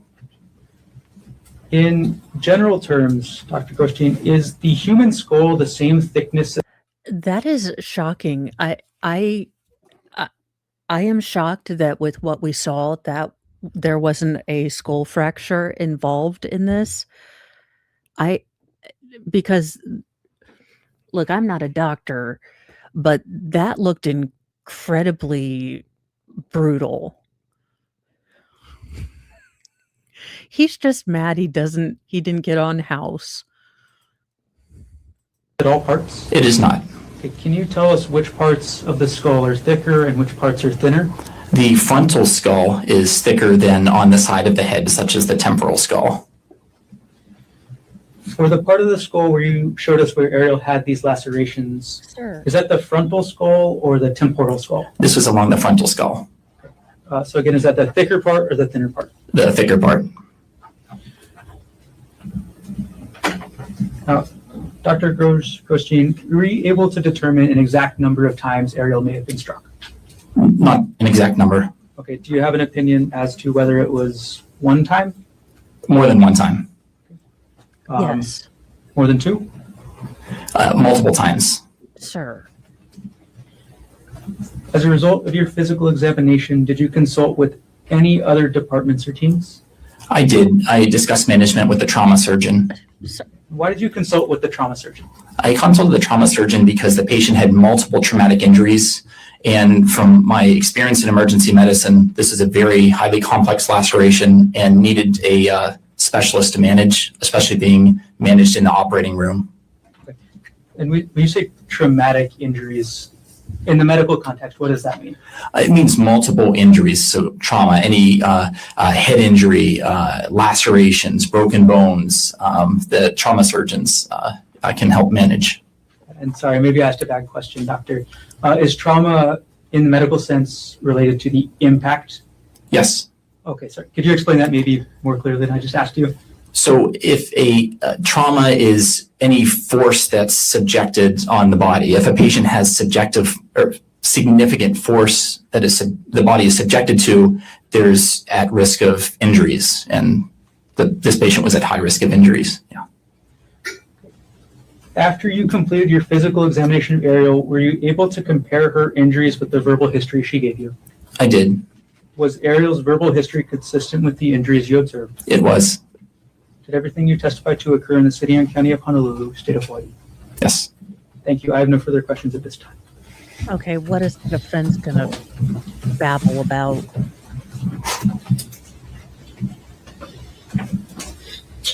We'll talk to cross-examination. Thank you, Your Honor. All right, doctor, my name is Tommy Otake. I'm gonna have a few questions for you this afternoon. But first, I wanna make sure I'm pronouncing your name correctly. Could you please tell me how to say your last name? Grosjean. Grosjean, okay, kind of how it's spelled, I guess. Okay, thank you.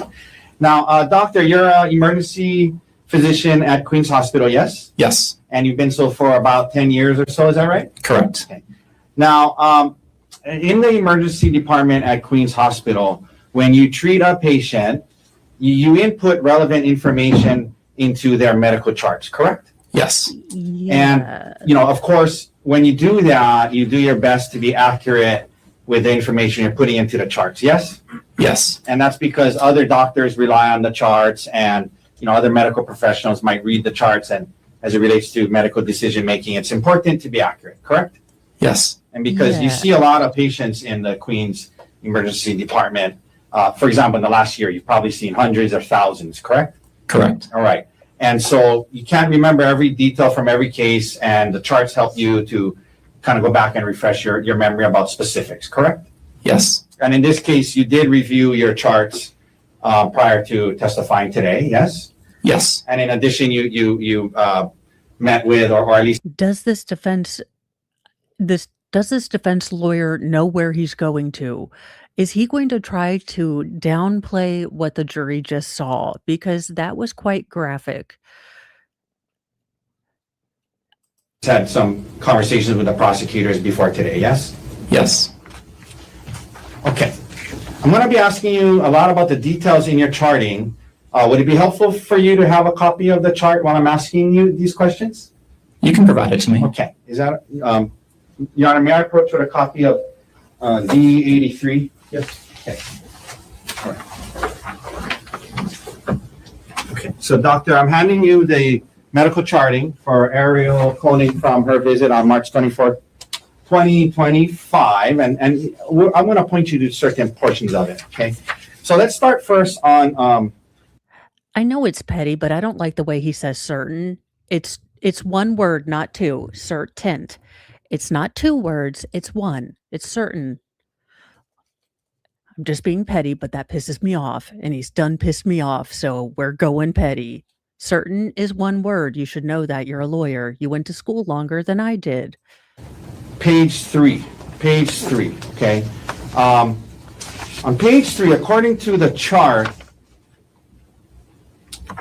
it indicates that Miss Coney came into the emergency department at 12:13 p.m. on March 24th, 2025, correct?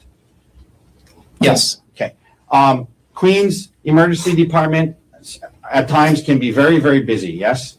Yes. Probably the busiest emergency department on the island, I'd imagine, yes? Yes. Sometimes there's not enough space in rooms, even in the hallways. Sometimes there's a wait before patients can be brought in, correct? Yes. And there's something in emergency medicine called triage, or assigning an acuity level, yes? That is done by a triage nurse, not a physician. I understand that, but in emergency medicine, there's triage and acuity, right? Triage, yes. And part of triage, or the way it works, is if there's a busy emergency department, patients who are triaged, who are much more serious, life-threatening types of injuries, they're seen first, right? Typically speaking. We try to do that.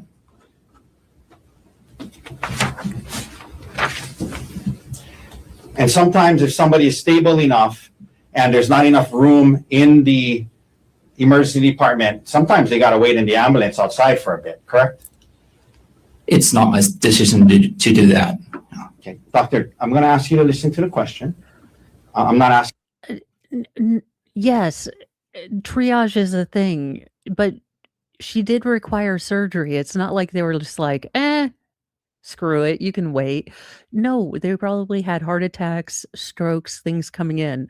It's not by his design, and just because she waited, Mr. Moe was very close to going septic. His gallbladder was incredibly infected, most infected she's seen in a while, and he still had to wait because he was in the first class trauma ER, and there were, gunshot wounds and car wrecks coming in.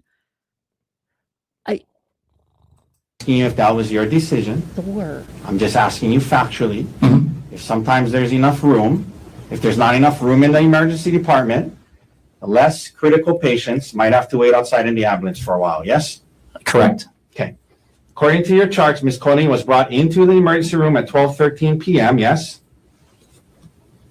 Yes. That would be an hour and 45 minutes after 10:30 a.m., correct? Roughly. Roughly, right? Yeah, say that again. 12:13 Mhm. is about an hour and 45 minutes after 10:30 a.m., yes? Yes. Okay. Then sometimes when a patient is brought into the emergency room and there's not enough room, sometimes if there's no rooms available, they're kept in the hallway, yes? Yes. Once in the emergency department at Queens, doctor, a physical exam is done and vital signs are taken and reviewed, correct? Correct. And oftentimes the vital signs are probably not taken by you, but taken by nurses.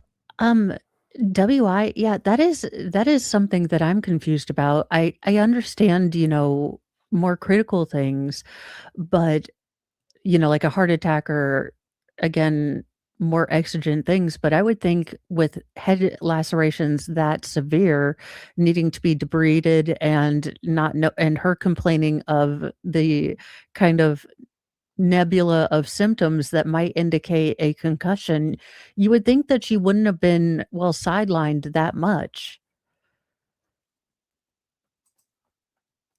Or staff there, yes? Correct.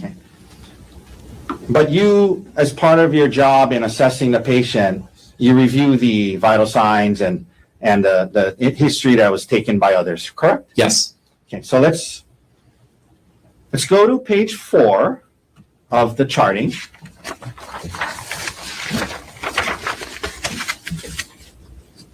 It should, Under, which is you see where it why- says review of symptoms.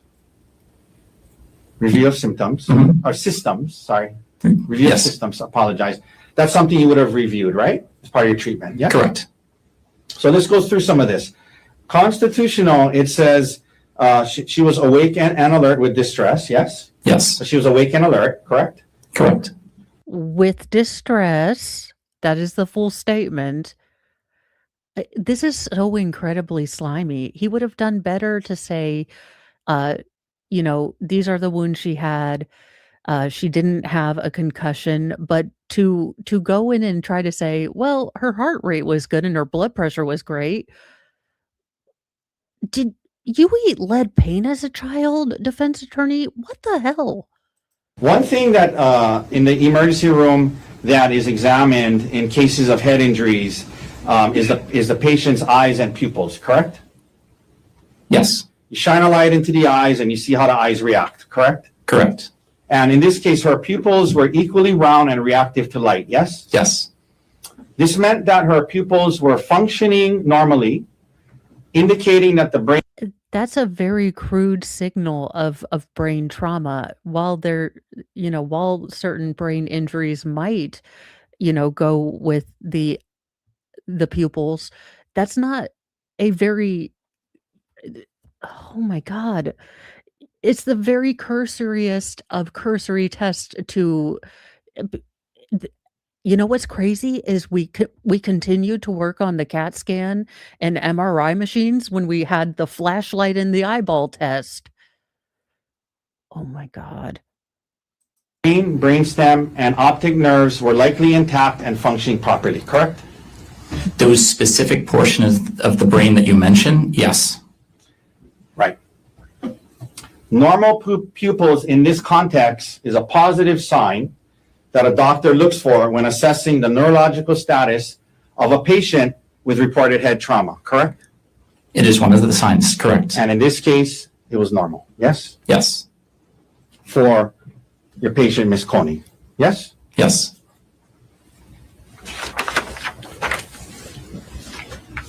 Oh my god, this doctor is not thinking about the prostate exam he's going to give this defense attorney should he ever come into his ER. Look, there are certain people you don't screw with, and you don't make an enemy of the local ER doctor, and look, the look he's given this defense attorney, I would go to urgent care if I had any problems. The patient's heart rate is also checked as part of the initial examination, correct? Correct. And in this case, He legitimately is doing well, she was breathing and she had a pulse, so she was okay. Holy God. Miss Coney had a normal heart rate and a normal heart rhythm, yes? Yes, You also checked her breathing and pulmonary issues, correct? yes, And again, in this case, Miss Koenig, her pulmonary effect was normal and there was no respiratory distress, correct? incorrect. The respiratory rate on arrival, she had what's called tachypnea and breathing rapidly. So that rate is 23, which is not normal for an adult. Okay, do you see under there where it says pulmonary on page 4, Yes. where it says effort? Mhm. Pulmonary effort is normal, no respiratory distress.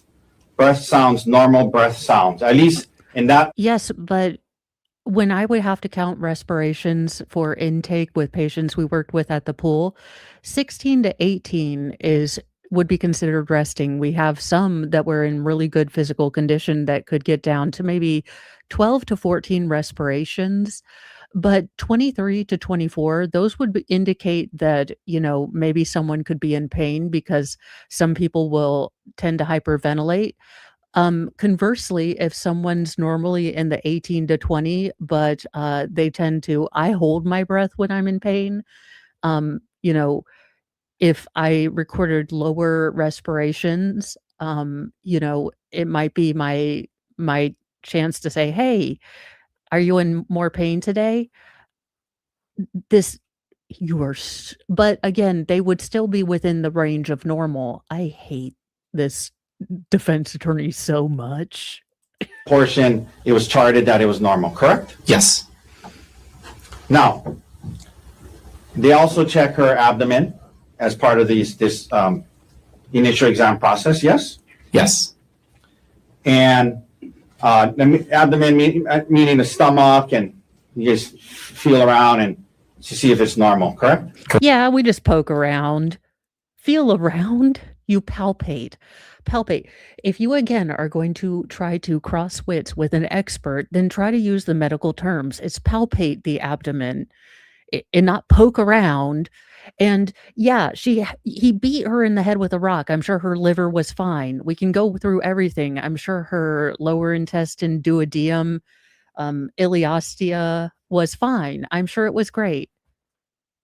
Correct. And in this case, there was no distension, correct? Correct. What does distension mean, if you can tell the jury? If the abdomen is protuberant, and if it's out, Okay. that's not normal. And that's a bad thing, right? Can be, yes. In this case, there was no distension, right? Mhm. Her abdomen was soft, is what you want to see, yes? Yes. No abdominal tenderness, correct? Correct. No abnormal. Because he beat her in the fucking head. I mean, I'm sorry. I'm sorry. I am. But yeah, I'm sure that her perineum was also fine, and her uterus, and her fallopian tubes. Are we gonna go through every system in the body that wasn't hit with a mother effing rock? Findings related to her abdominal, correct? Yes, Okay. Now, there was a reported head injury with a rock, correct? yes, You're concerned about neurological damage to the brain, skull fractures, things like that, yes? correct.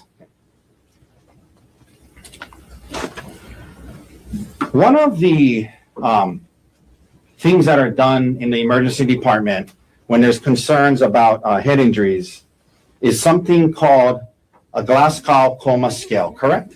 Correct.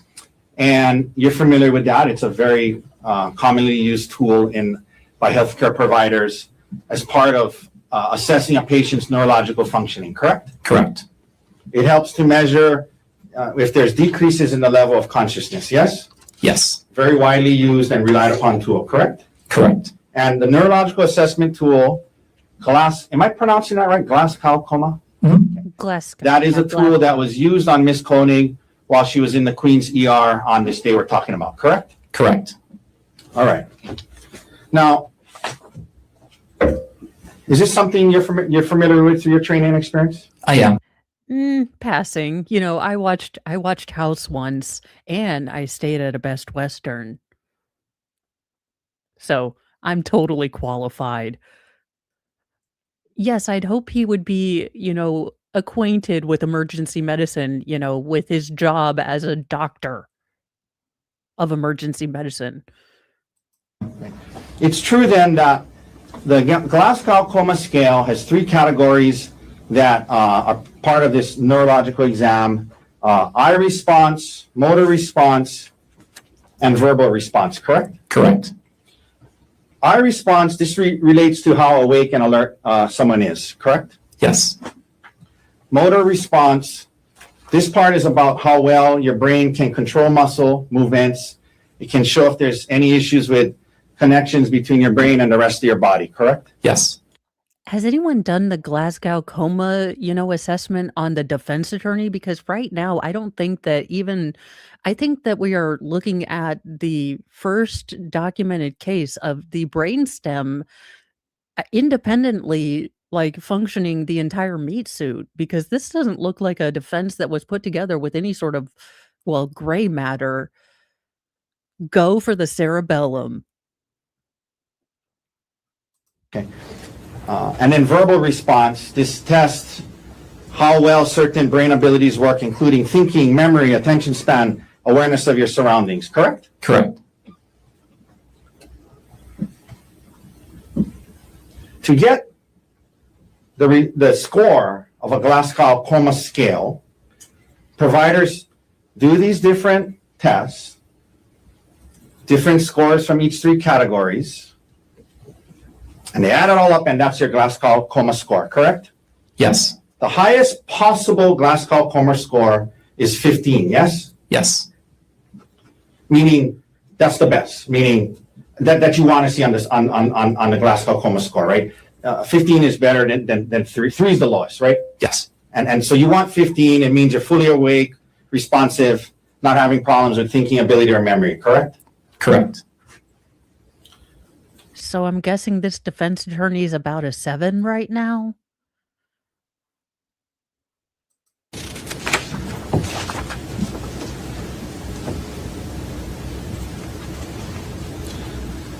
Doctor, on page 5, what was Miss Koenig's Glasgow Coma score on March 24, 2025, in a couple hours after the incident in Queen's Hospital? 15. So several hours after.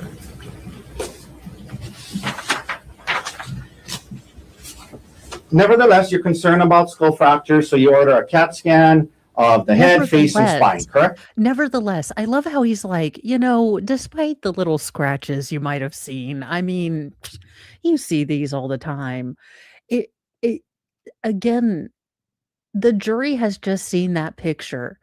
If you are not a medical person, those look incredibly bad, and they even if you are a medical person, those are incredibly intensive and incredibly careful. You are going to have to get all those blood vessels to, come back together, to not kill the tissue, to not have, painful scar adhesions.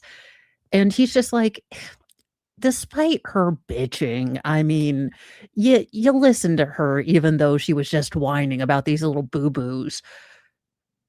It is so incredibly dismissive, and the jury has just seen what they saw. Correct. Because a CAT scan is a very reliable imaging tool. Well, it's an imaging tool that is used to see into the body to see if there's fractures, injuries, brain bleeds, things like that. Yes? Yes, You thought it was prudent to order one. correct? absolutely. Mhm. All right. And you reviewed the results of these imaging tests and factored that into your medical decision making, yes? I did. The CAT scan of the head, you're looking for any skull fractures or hematoma, given the report that she was hit multiple times in the head with a rock, yes? Yes,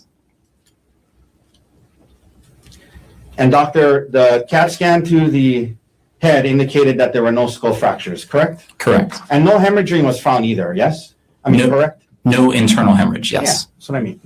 No brain bleeds were found, correct? correct. You also do a CAT scan of Miss Koenig's face, and the results of that, as well, there were no mandible fractures, yes? Correct. Well, what is a mandible? That is the jawbone. Okay? I guarantee I'm going to pronounce some medical words wrong, but ossicles, is that a word? I can't even pronounce it close enough for you to recognize it. Ossicles? Occipital. It is a word. Yes. Okay, how do you say it? So ossicles. Okay, what is that? So it depends where you're looking. There are ossicles in different locations. Well, So- after the CAT scan of the face said ossicles are normally aligned. Said it was normal. okay. Okay, so, Mhm. so what is that? So the facial bones were aligned. There was no facial. Giblets. Maybe it's called Google. You know what I do when I don't know a word? It's called Google.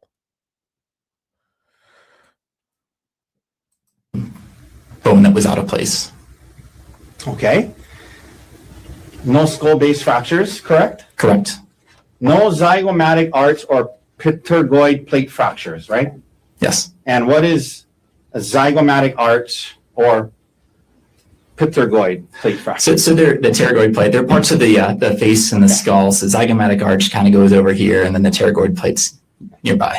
And the CAT scan to the face showed no fractures to that area, correct? Yes. No maxillary sinus fractures. What is the maxillary sinus, doctor? Maxillary sinus is, again, one of the bone structures of the face, so that would be right here. Okay. No fractures to that area, yes? Yes. Now, I wanted to ask you about this. The orbits are intact and the globes are normal. That's what the CAT scan said, right? Yes. You were asked earlier about the thickness of skull in different areas. Remember that Yes. by the prosecutor? Mhm. And you said certain parts are thicker than others, right? Yes. And you have the skull and different parts of the skull. But isn't it true, doctor, that the orbital bones, it's a thin, fragile bone? So these are facial bones, not the skull bone. So these are facial bones here. And so these Yes. So again, she could have had facial fractures, but it is good that the doctor is pointing out that this would be what we were talking about, the skull. And this would be, facial features. So again, this constant act of minimizing is really grotesque. over the sinus, it is thinner than the frontal Yeah, no, skull. I understand that. I'm not saying you misled anyone. I'm just clarifying. You're talking about the skull. I'm talking about the orbital bones, right? Mhm. Isn't it true, doctor, that the orbital bones around the eye is a very thin, fragile bone in a person's body? On the inferior portions and the medial portions, which are here and here. Not the They are outside, the thin and distal. fragile, yes. They are one of the thinner portions of the face, of the bone. So orbital bone fractures is typically like a punch to the face, and you'll see the double raccoons.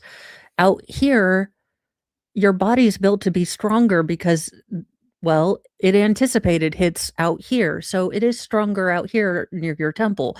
Not strong enough that you should take repeated hits to your head, but it is in theory thicker. I hate this defense attorney. Yes. And in the ER department, you often see people with orbital bone fractures because they are thin, fragile bones that can be broken by getting hit in the face with a baseball, for example. You've seen that in your time, I'd imagine, yes? Yes. But again, it's usually right in this area, And in this not case, over the in face here. CT, CAT scan, showed that she did not have any fractures to this thin bone around her eyes, correct? Correct.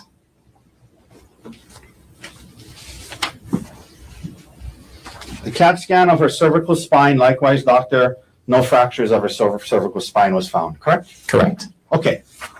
I want to ask you now a little bit about this laceration on her head, and you refer to it as a stellate laceration, is that right? Yes. And am I pronouncing that right, stellate? You are. Stellate laceration is a star-shaped complex skin tear featuring multiple arms, often caused by blunt force trauma, correct? Correct. So in other words, it's different from like a cut or laceration caused by like a sharp edge of a knife or something like that, correct? Correct. In those lacerations with a knife or sharp object, the laceration is more defined, it's more linear, yes? Yes. Okay. But stellate lacerations caused by, and when we say blunt force trauma, we just mean getting hit with something hard, correct? Correct. Okay. Stellate lacerations caused by getting hit with something hard, the skin breaks apart differently than it does from a cut with a knife, yes? Yes. And often there are multiple. Why in the hell are we drawing attention to the gruesome wounds that our client put on her head? Are we making the argument, well, at least he didn't use a knife or a bat? Where in the hell are we going with this? Jagged edges to the laceration that extend outward from an impact point, correct? Yes. There's a central impact, point of impact, and multiple edges branching out from there, which is what you saw in this case, yes? Yes.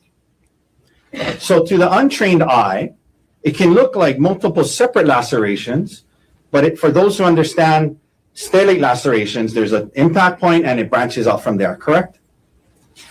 Yes.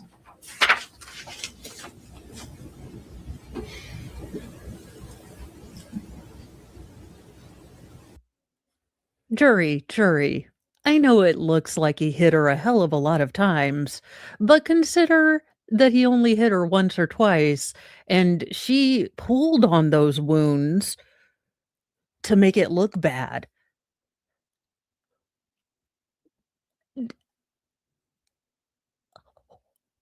Holy God, where are we going with this? He thought this was a good idea? And because of the multiple branches and all the things you described about the skin and putting it back together, you thought it was best to have a surgeon stitch it back up, correct? Because I mean, you suture a lot of lacerations in the ER, but this one, it was complex because of the different arms. You thought it best to have a plastic surgeon stitch it up, yes? It was. According to this defense attorney, I mean, you could have slapped some Band-Aids on it and she'd have been fine. I mean, did they have some duct tape and cotton balls? What the hell? What? Where?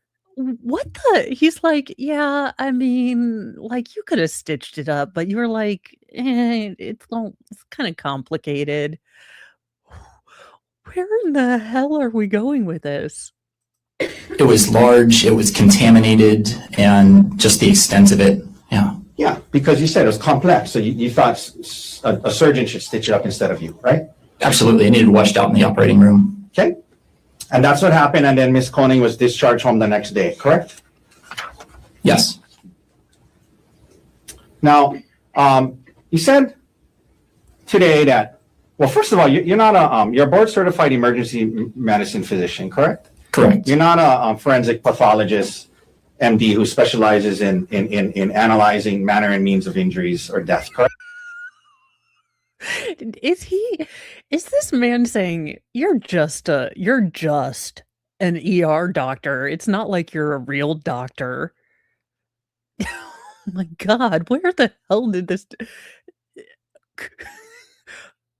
honest to God, Daryl Brooks could have done a better job for this man, and he would have used the exact same defense, but at least from Daryl Brooks, it would be expected. This is a real life lawyer making these arguments. Holy God. He's also not a proctologist. Correct. That being said, you were asked by the prosecutors back in December about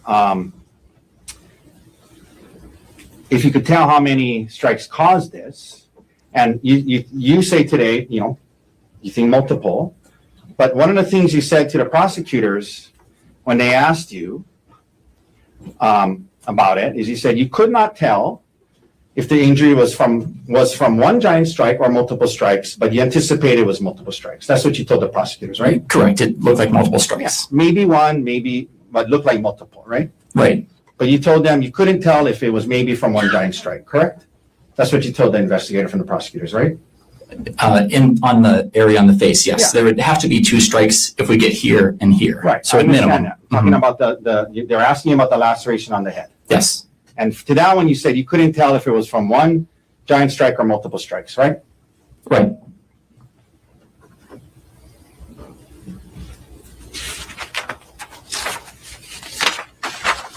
Okay, doctor, as part of your job as a physician in the emergency room,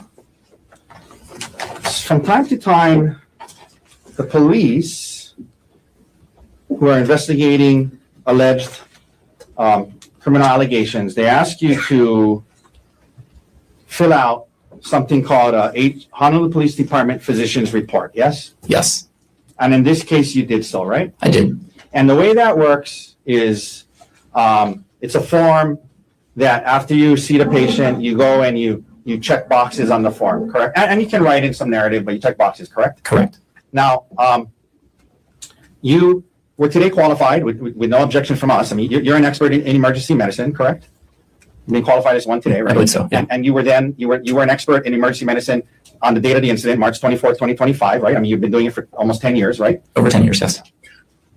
And you understand that the Honolulu Police Department relies on you in these forms to provide accurate, unbiased medical opinions related to the extent of a patient's injuries when there's a criminal investigation, correct? Yes. And you try your best to do so. You know it's important, so you try your best to be honest and accurate in these forms, yes? Yes. And isn't it true, doctor, that as it related to Ms. Koenig, when you're filling out the Honolulu Police Department physician's forms, one of the questions when you were asked under what's entitled substantial bodily injury, did the injury cause a major avulsion, laceration, or penetration of the skin? And you said yes because of the laceration, correct? Correct. Okay. You were also asked, did the injury cause a bone fracture? And at that point, you said unknown, testing was pending, right? Right. We were waiting for the X-ray result. Correct. Then you were asked, did the injury cause a serious concussion? And your answer to that was no, correct? Correct. You were then asked, did the injury cause a tearing, rupture, or corrosive damage to the esophagus, viscera, or other internal injuries? And again, your answer to that was no, correct? Correct. Then under the subsection serious bodily injury, you were asked, as being an expert in doing emergency medicine all these years, did the injury create a substantial risk of death? And you checked off the box no, correct? Correct. Then you were asked, will the injury cause any serious permanent disfigurement? And you said unclear, pending trauma team repair of wound, yes? Yes. Because this was on the first day she was there, right? This was early on in the course of treatment. So Right. Then you were asked, will the injury cause a protracted loss or impairment of the function of any bodily member or organ? And again, you answered no, correct? Doctor? correct. 1 second. Apparently to say it was just a boo-boo and she was exaggerating. All right, doctor, thank you for your time today. No further questions. Mr. Barker, any redirect? Yes.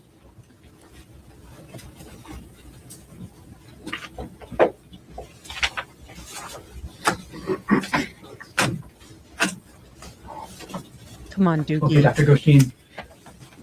Now, you were saying something about technepia earlier in your, what was that? Tachypnea, so rapid breathing. Okay. And how is that relevant to this, Ms. Koenig? So initially when she came in and she was evaluated by the triage nurse, she was breathing very quickly. And you walked through essentially everything that was okay with Ms. Koenig by Mr. Otake. What was concerning about her? The concerning thing was the amount of pain that she was having at the large laceration.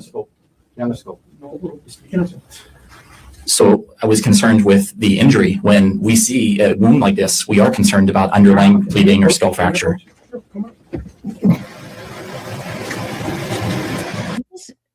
This was all stuff that the defense attorney brought up.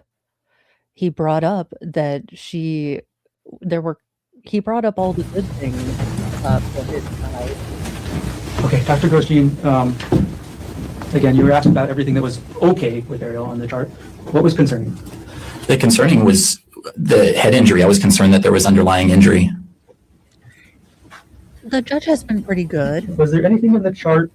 You walked through the GCS, is that right? Yes. Okay.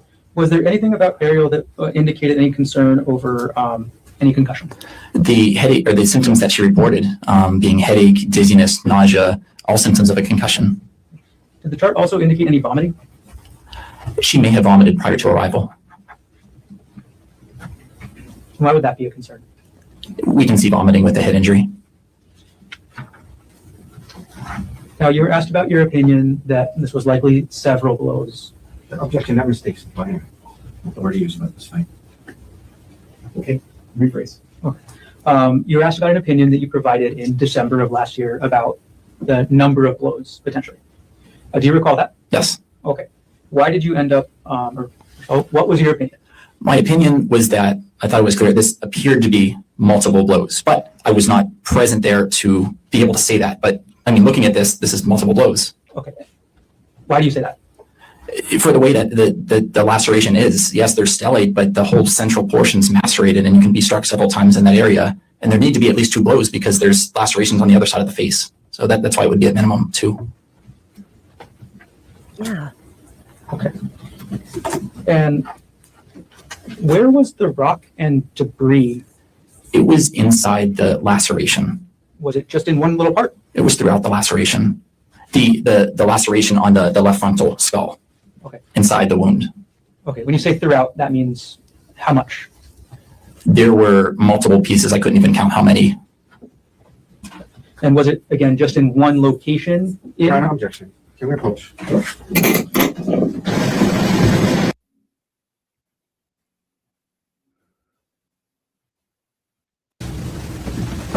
Dr. Grosjean, I'm going to put State's Exhibit 25 up on the screen one more time.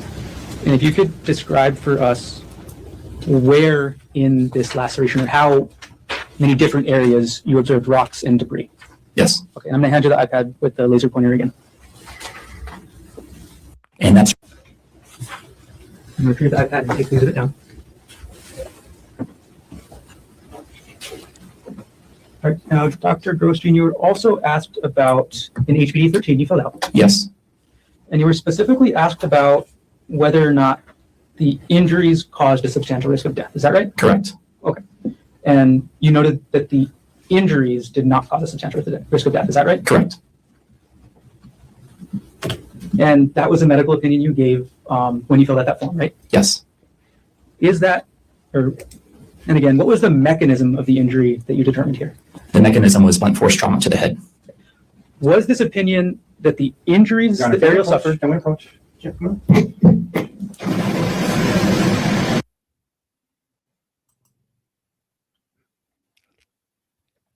Kind of hard to gauge whether, oh,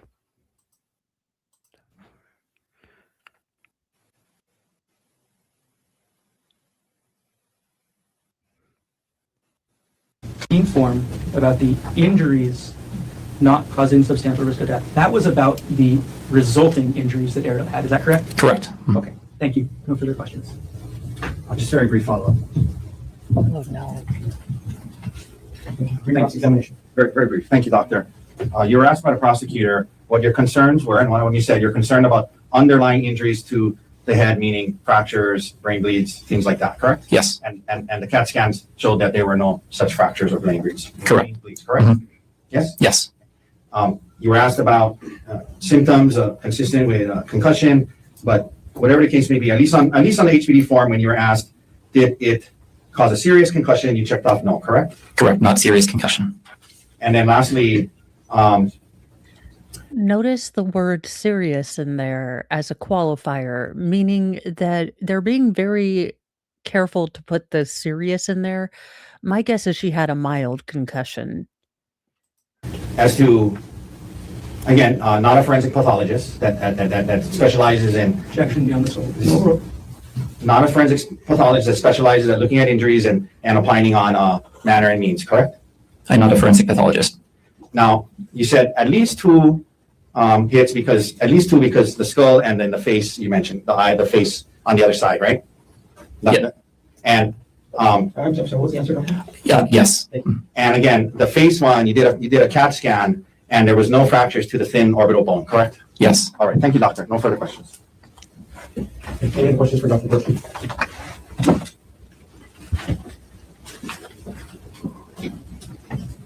Dr. Christian, you said at least 2 impacts? It appeared to be. Okay, when you say at least 2, do you have an upper limit? I don't. Multiple. No further questions.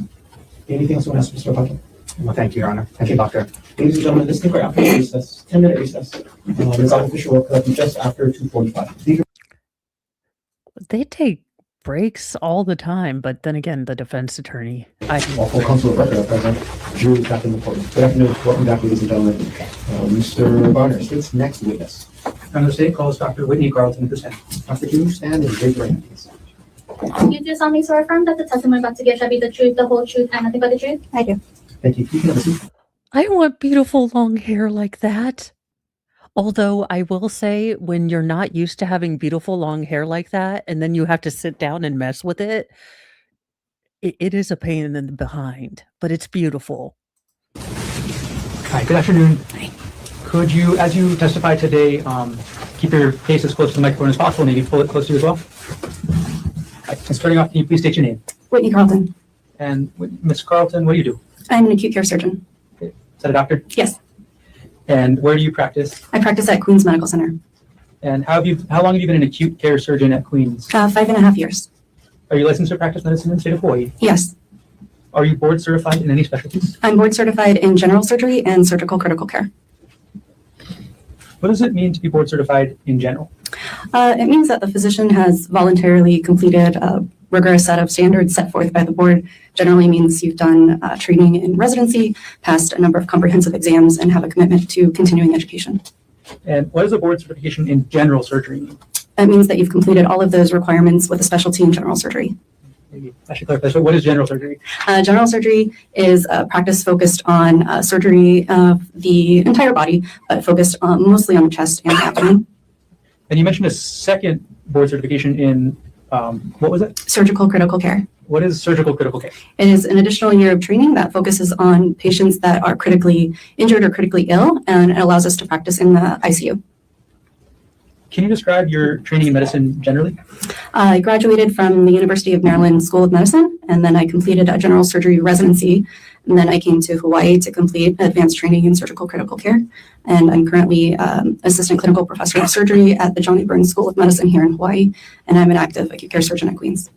How long have you been teaching students from JABSOM? 6.5 years. Do you have any scientific publications? I have a few, Just approximate how many? maybe 2 or 3, and as well as a couple of book chapters that are in press. At this point, Your Honor, the state would ask that pursuant to Rule 702, Dr. Carlton be qualified to provide opinion testimony in the field of medicine with a specialty in surgery and surgical critical care. No objection to the doctor's qualifications. Thank you. Ladies and gentlemen, jury, Dr. Carlton will be allowed to provide to you opinion testimony in the field of medicine with a specialty in general surgery and surgical critical care. You can proceed. Dr. Carlton, do you agree that all your opinions that you offer today in this case will be to a reasonable degree of medical certainty? Yes. Were you on duty at Queens Punch Bowl on March 24th, 2025? Yes, I was. On that date, were you part of something called the trauma team? Yes. Okay. What is the trauma team? The trauma team is basically all of the hospital personnel that respond to trauma activations or consults in which patients have some kind of accident or trauma that require immediate evaluation. I am the attending trauma surgeon when I'm on call for surgery or trauma surgery, so we lead the trauma team. And saying the word trauma a lot. In the medical field, in your specialty, what does trauma mean? Trauma is just any accident or mechanism of injury that a patient could come in with injuries. It's also bodily impact. Yes. Right. What type of cases do you get called in to help with as part of the trauma team? All kinds. So everything from like a trip and a fall to moped accidents, car accidents, assaults, gunshot wounds, stab wounds, all those kind of things. On March 24th, 2025, did you treat somebody named Ariel Koenig? Yes, I did. Before you treat someone, do you obtain a patient history? Yes. What to you is a patient history? A patient history is kind of a prescriptive account of a patient's current presenting clinical symptoms, as well as an account of their medical history. Why is it important to get a patient's history? It's important for our differential diagnosis or a list of potential causes of what their complaint is, and it's important in order to come up with an individualized treatment plan for the patient. Without going into what Ariel Koenig may have told you, was Ariel Koenig able to provide you with the history? Yes. I'm going to jump ahead a little bit. Did you actually observe any injuries on Ariel Koenig yourself? Yes. I'm going to walk through a couple photographs. I'm going to have you describe what injuries you observed, okay? Okay. Okay, publishing states exhibit number 22.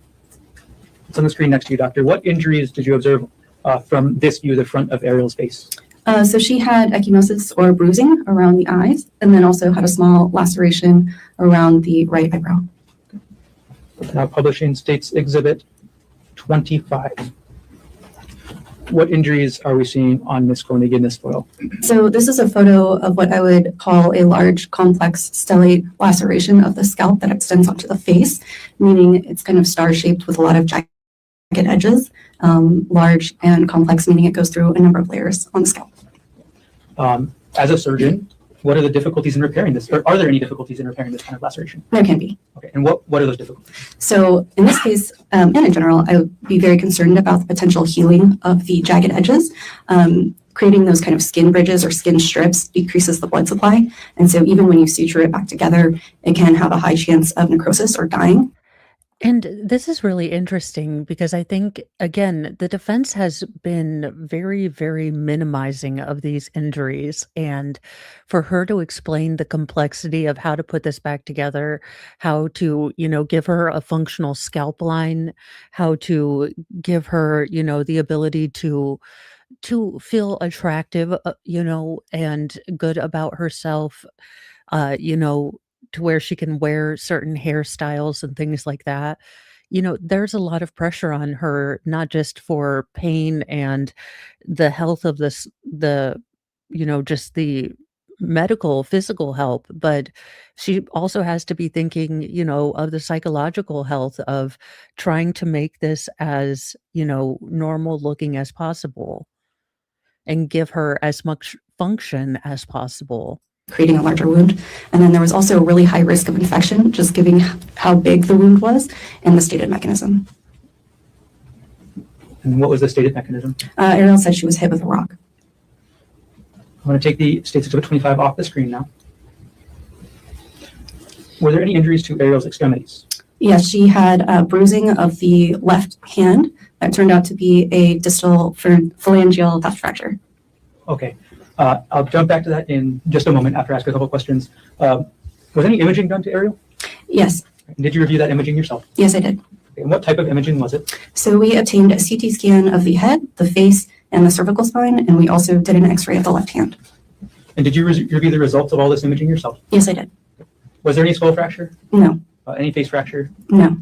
Any fractures to any other parts of Ariel's body? She did have the left thumb distal phalangeal tuft fracture. Okay, and then could you explain for us what the left thumb distal phalangeal tuft fracture is? It's basically a broken bone in the fingertip.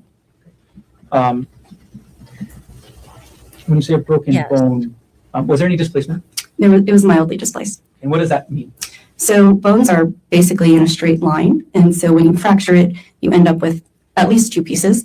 The alignment or the displacement is how much in a line that bone stays, or if it's displaced and out of line. And what does mildly displaced mean then with regards to the injury you observed on Ariel? It means that the bone was a little bit out of line. As a result of your examination, did you recommend any sort of treatment for Ariel? Yes, I did. And what did you recommend as the treatment? Well, she needed the large wound on her head washed out and cleaned and then repaired. Due to the risk that we talked about, I recommended a specialty consultation with a facial surgeon who was on call. For the hand fracture, she needed treatment with a hand surgeon. And then just due to the injuries and the events, I recommended admission to the hospital. So when you say you referred her to a separate type of surgeon, what type of surgeon did you refer her to? It's our on-call face trauma surgeon. I believe he's an OMFS surgeon, And what does OMFS mean? oral maxillofacial surgeon. They specialize in kind of we call it like a plastic surgery type surgeon. I think you've gotten there a little bit so far, doctor, but during your treatment of Ariel, were there any risks of complications from her injuries? Yes. Okay. What was Objection, Your Honor. An approach. The defense is fighting these things, coming in, and I know that they are bad. They're bad facts, but I wouldn't be objecting to all of this. This makes it look like you have something to hide, and again, it's just not a good look to fight the obvious wounds. Okay. Dr. Carlton, did you put in your report that your encounter with Ariel Koenig required a moderate level of medical decision-making? I believe that was in the progress note, yes. Okay. What does that mean? That is essentially for billing practices, meaning the type of encounter required that type of billing. And under that subsection, there was a sentence that said, this includes the moderate risk of complication and/or morbidity/mortality of patient management. Yes. Can you explain what that sentence meant? That means for any kind of physician in a similar position who encountered a similar patient, what kind of risks there would be. In this case, moderate. Okay. So moderate risks of morbidity/mortality. Yes, treatment and morbidity and mortality. One more question. Going backwards a little bit, Dr. Carlton, why did you refer Ariel to a specialty face surgeon? Just due to the complexity of the laceration and my concerns about infection and potential wound healing, I thought it would be better for the wound and for her to have the specialty surgeon on board in case of complications from the fixation. Okay. And the fixation, just like regular stitches? Well, it was done in a couple of layers, but regular stitches. Did everything you testified to occur in the city and county of Honolulu, state of Hawaii? Yes. Thank you. No further questions.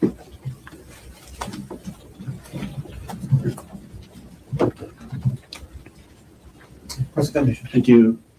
Good afternoon, doctor. Hi. Just a very few questions. You said you went to medical school and then did your residency and then got board certified, correct? Yes, and board certified in general surgery. Okay. And that took you many years to do, correct? Yes, A lot of hard work that went into becoming a doctor, correct? it can be. And becoming board certified, right? Yes. Just a few questions. Are we catching this man in flirt mode? Because this is about as non-aggressive as he's been. Like, this is the most pleasant this man has been to a witness. Is he trying to get some digits? In the charting, it indicated that the patient denied LOC. Does LOC stand for loss of consciousness? It does. Okay. So the patient denied loss of consciousness during the incident, yes? Yes. Now, you mentioned the term stellate laceration. Those kind of by their nature are complex. They're not caused by a sharp object, blunt force trauma, kind of impact, and a star shape spreads, yes? Generally. Okay. Now, the next day on March 25th, based on your examination and dealing with her, you cleared her for discharge from the hospital the next day, correct? Correct. And I'd imagine that's not something you would have done unless you believe it was safe for her to leave the hospital the very next day, correct? Correct. Doctor, sometimes in working in the hospital, you have to fill out, or you're asked to fill out an HPD, Honolulu Police Department Physician's Report form, correct? The HPD 13? Yeah. That's, And that is the number, so it seems like you're familiar with it. Yes. I filled it out a bunch of times, correct? yes. And you try your best to be honest and accurate and unbiased as you go about filling it out, correct? Yes. And in this case involving Ms. Koenig, you did fill out such a form, yes? I believe so. Would seeing your form help you refresh your memory? Sure. Okay. 1 second.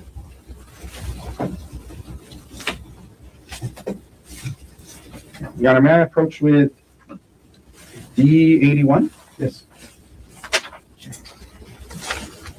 Doctor, do me a favor, just look through that, read it to yourself, and let me know when you're done. I just have a couple questions and then I'll be done.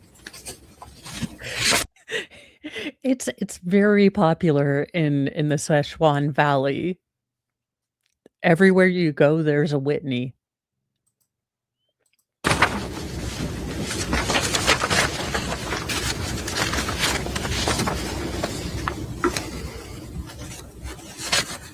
Okay. Okay, yeah, I'm gonna come back and get it from you. Doctor, that is your signature on that second page, correct? Correct. In response to the question, did the injury cause a major avulsion, laceration, or penetration of the skin under substantial body injury? You checked yes, and that's because of the laceration on the skull, correct? Correct. Did the injury cause a serious concussion? You checked no to that, correct? Correct. Did the injury cause a tearing, rupture, or corrosive damage of the esophagus, viscera, or other internal organs? You checked no to that, correct? Correct. What is a viscera? Viscera is an organ. Okay.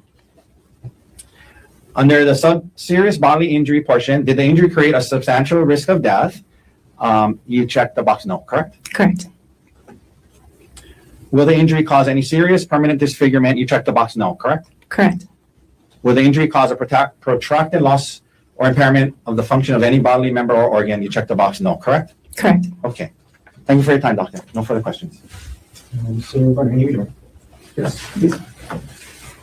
Dr. Carlton, on that HPD 13, you were just asked about, you checked a box that said the injuries did not cause a substantial risk of death. Is that right? Correct. Okay. That comment or that opinion that you gave was about the resulting injuries that Ariel had. Is that right? Yes, that's a retrospective look at the injuries. Okay. That is not an opinion about any metrics. Is that right? Objection, Your Honor. Can we approach?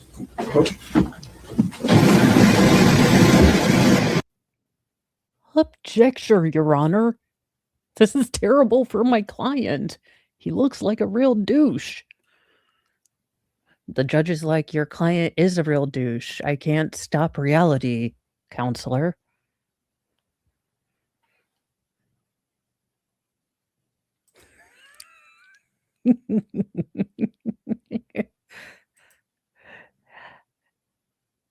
How did Ramathorn get in there?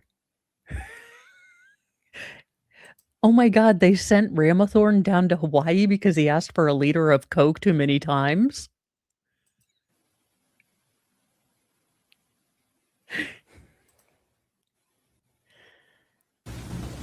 Dr. Carlton, isn't it true that you are not providing any opinion today about the mechanism of the injury?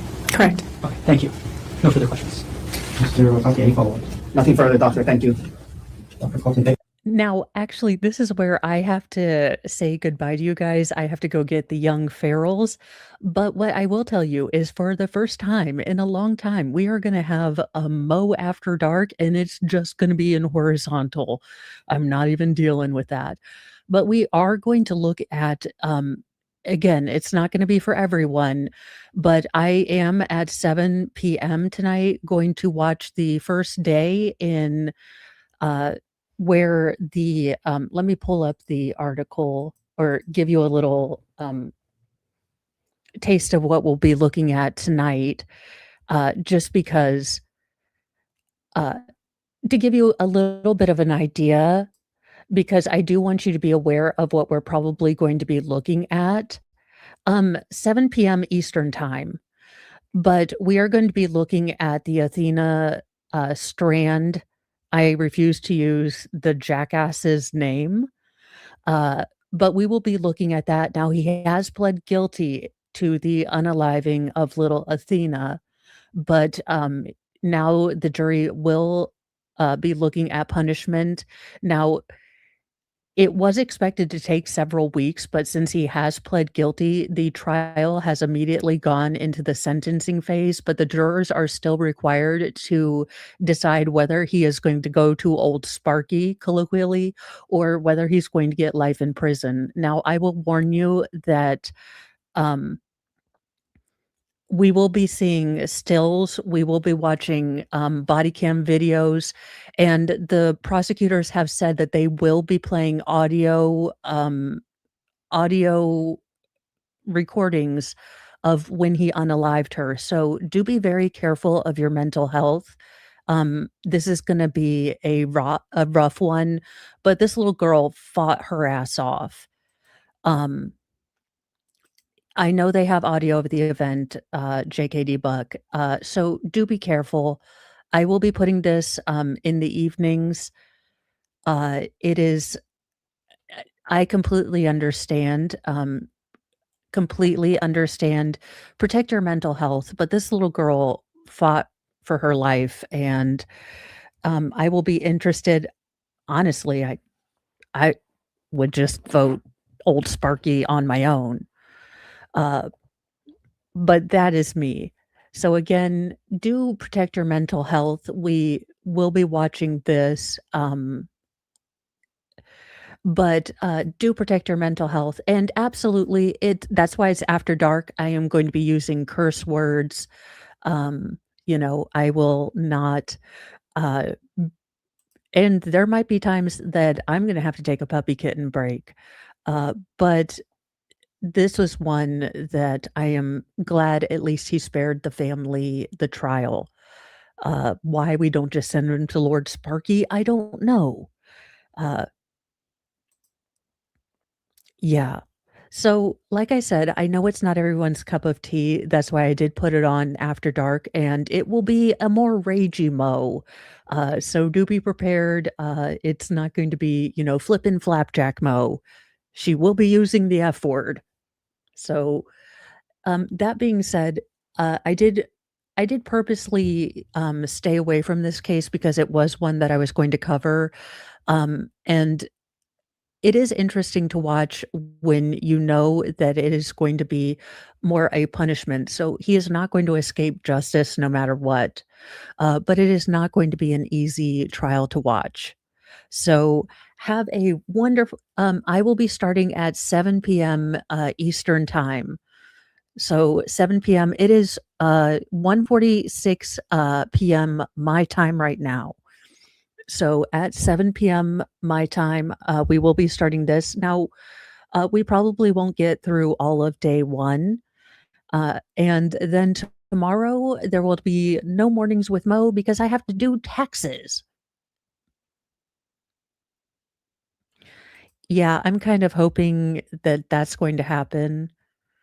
Um, So I will have that. I did set that up. But like I said, that one is going to be a lot rougher trial.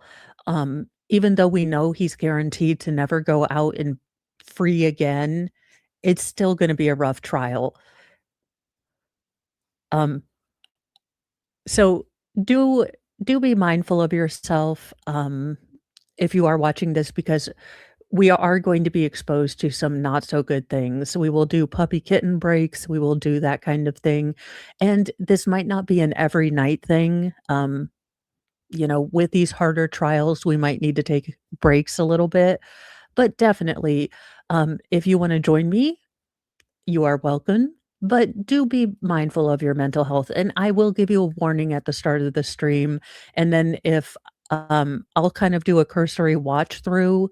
Um, while I wait, so I can give you guys, heads up if there is anything coming on at least the first day of trial when he pled and all of that, that I can kinda give you guys a heads up for, okay? So that's what I will be doing as I go to pick up the ferals with my earbuds, and like I said, I appreciate you guys' support, but that doesn't mean you have to watch every single one of my streams. If there's a trial that you just can't touch, protect yourself. You are more important than a subscribe or a view, so take care of you.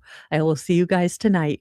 I'm gonna go pick up the ferals and dust myself off of the 900 pounds of cat fur that Thor left on me. Uh, I do like sunflowers.